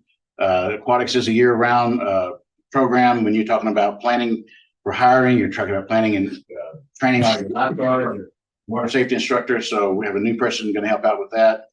And then we're also going to be undergoing an overall audit of our whole program from Councilman Hunsucker. Look at all of our facilities, look at our programs, look at our staff. What are we doing good? What can we do better? And where we might need some additional amenities potentially. So we're looking forward to get the results of that report so we can move forward. Athletics, again, 14 tournaments already scheduled. After the first of the year, they have their Arches Foot Care Resolution 5K coming up, and then we're also going to be interviewing for an athletic program manager to oversee the whole athletics program that we currently operate. Some pictures there. What's coming up at Sammons Community Center? Again, developing extended hours. Or, like I said before, we're trying to increase our participation level with people of all different ages, not just our senior population. We changed the name from Senior Center many years ago, so we're continuing to move forward with that. And then again, with doing that, we're going to do a very special Christmas, which is a program for special needs children, some mini camps for kids, and some therapeutic recreation programs to, again, is trying to get more people in our building to make more offerings there. Summit Recreation Center, most of these things are for our city staff. We do a lot of programs to stay healthy during the holidays, our resolution programs such as Holiday Hold Off and New Year Better You Challenge, and they'll also be doing some tennis camps as well over the holidays. Over at Wilson Park, again, more camps. They'll also be holding their big catch December 16th at Miller Park. That's a trout fishing event. And big camp dates through December, which I think is going to be some camps again out there in Academy. Special events, we got new decorations in, rejuvenating all the Christmas decorations there, and interviewing for a special event manager as well, just like athletics, to oversee the entire special event operation, which is going on at the time. So did you guys replace the ornaments on the tree, Yes, but not the panels? not the panels. Yes, correct. You're right. Me and Tracy had a bet going on. But I didn't win anything. Give a comment. You're gonna figure it out. So again, exciting news, our Academy Institute School District partnership, getting some people hired. Again, the assistant director of my counterpart, Leah, who's great.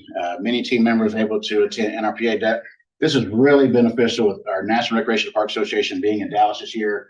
We're able to send a lot of people, get their creative juices flowing again about programming, community engagement, leadership, all those different types of sessions that take place at that event. And Alexis Cook accepted to the American Red Cross WSIT Academy. You usually have to send your lifeguards who want to do lessons, swim lessons off to get them trained to be able to do that. It's not just a regular lifeguard, but when she is done, she'll actually be able to teach the guards in-house to go out and give those lessons, which is a great accomplishment for her and really good for our department. Finally, again, planning for the future. Temple's growing, we're growing.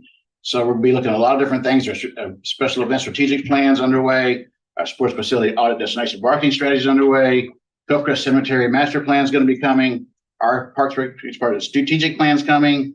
The master plan at Sammons Golf Course, as well as the aquatic facilities and fees audit that they're looking at our aquatic facility. So I know I blew through that pretty fast, Jana, I think. Sorry. But again, lots of excitement in our department, lots of growth. And it's just a great time to be in Temple and be part of the Parks and Recreation Department. Whenever Tracy goes over her quarterly reports with us, she always points out that the golf course is finally above the line, not below. So we appreciate that. Got a lot going on, Chuck. Yeah. Thank you. Thank you. That the Parks Department, we were in another group here yesterday, and they were talking about the Parks Department, how vibrant it is compared to other cities, and all the things that are so. Again, I think in many, we see our parks, right? And we know sometimes whenever you see it over and over, you forget how exceptional they really are, right? Those are our parks, but you guys do a great job over there, well respected in the community, appreciating the community. So thank y'all for the extra work. Whenever we had the Christmas parade, I was talking to one of the parks people, and we were talking about the special events, how often they're on the holidays, right? She said, "I never get July 4th off. I never, and that's true. Lots of times those people are working, on the holidays, and times we look forward to taking off. Lots of the parks folks are clocking in for a long day." So, and sometimes like July 4th, a long hot day, so. Appreciate you guys very much. Talking about that golf, I remember not too many years ago, there was talk around town, why does the city want to support a municipal golf course? Mhm. It's making us money now, I guess. Yep. What was it? Probably 3 or 4 years ago, we spent $500,000 redoing the greens. Great investment. It was, but there was a lot of talk about why would you, it's just a municipal course. No one expects that. And, it's proving out. So. yeah, Jeff gets good lots of investment. congratulations. He does. Yeah. Very good. Anything else? Be sure and tell Kevin that you're the heart of that department. You can tell him on camera. Kevin? You better watch out, buddy. Very good. Thank you. Good job. Don't threaten Kevin with a good time. Yeah, that's kind of. Okay, very good. So we're gonna skip the fire department update. We'll catch them next time. And we'll move right on into executive session. So the time is currently 4:35 and the council will meet in executive session to discuss the employment duties and work plan of the city manager, city attorney, director of finance, city secretary, and municipal court judge. According to Texas Government Code, section 561.074, the city council may meet in executive session to discuss the employment duties of the city manager, city attorney, director of finance, city secretary, municipal court judge, and no final action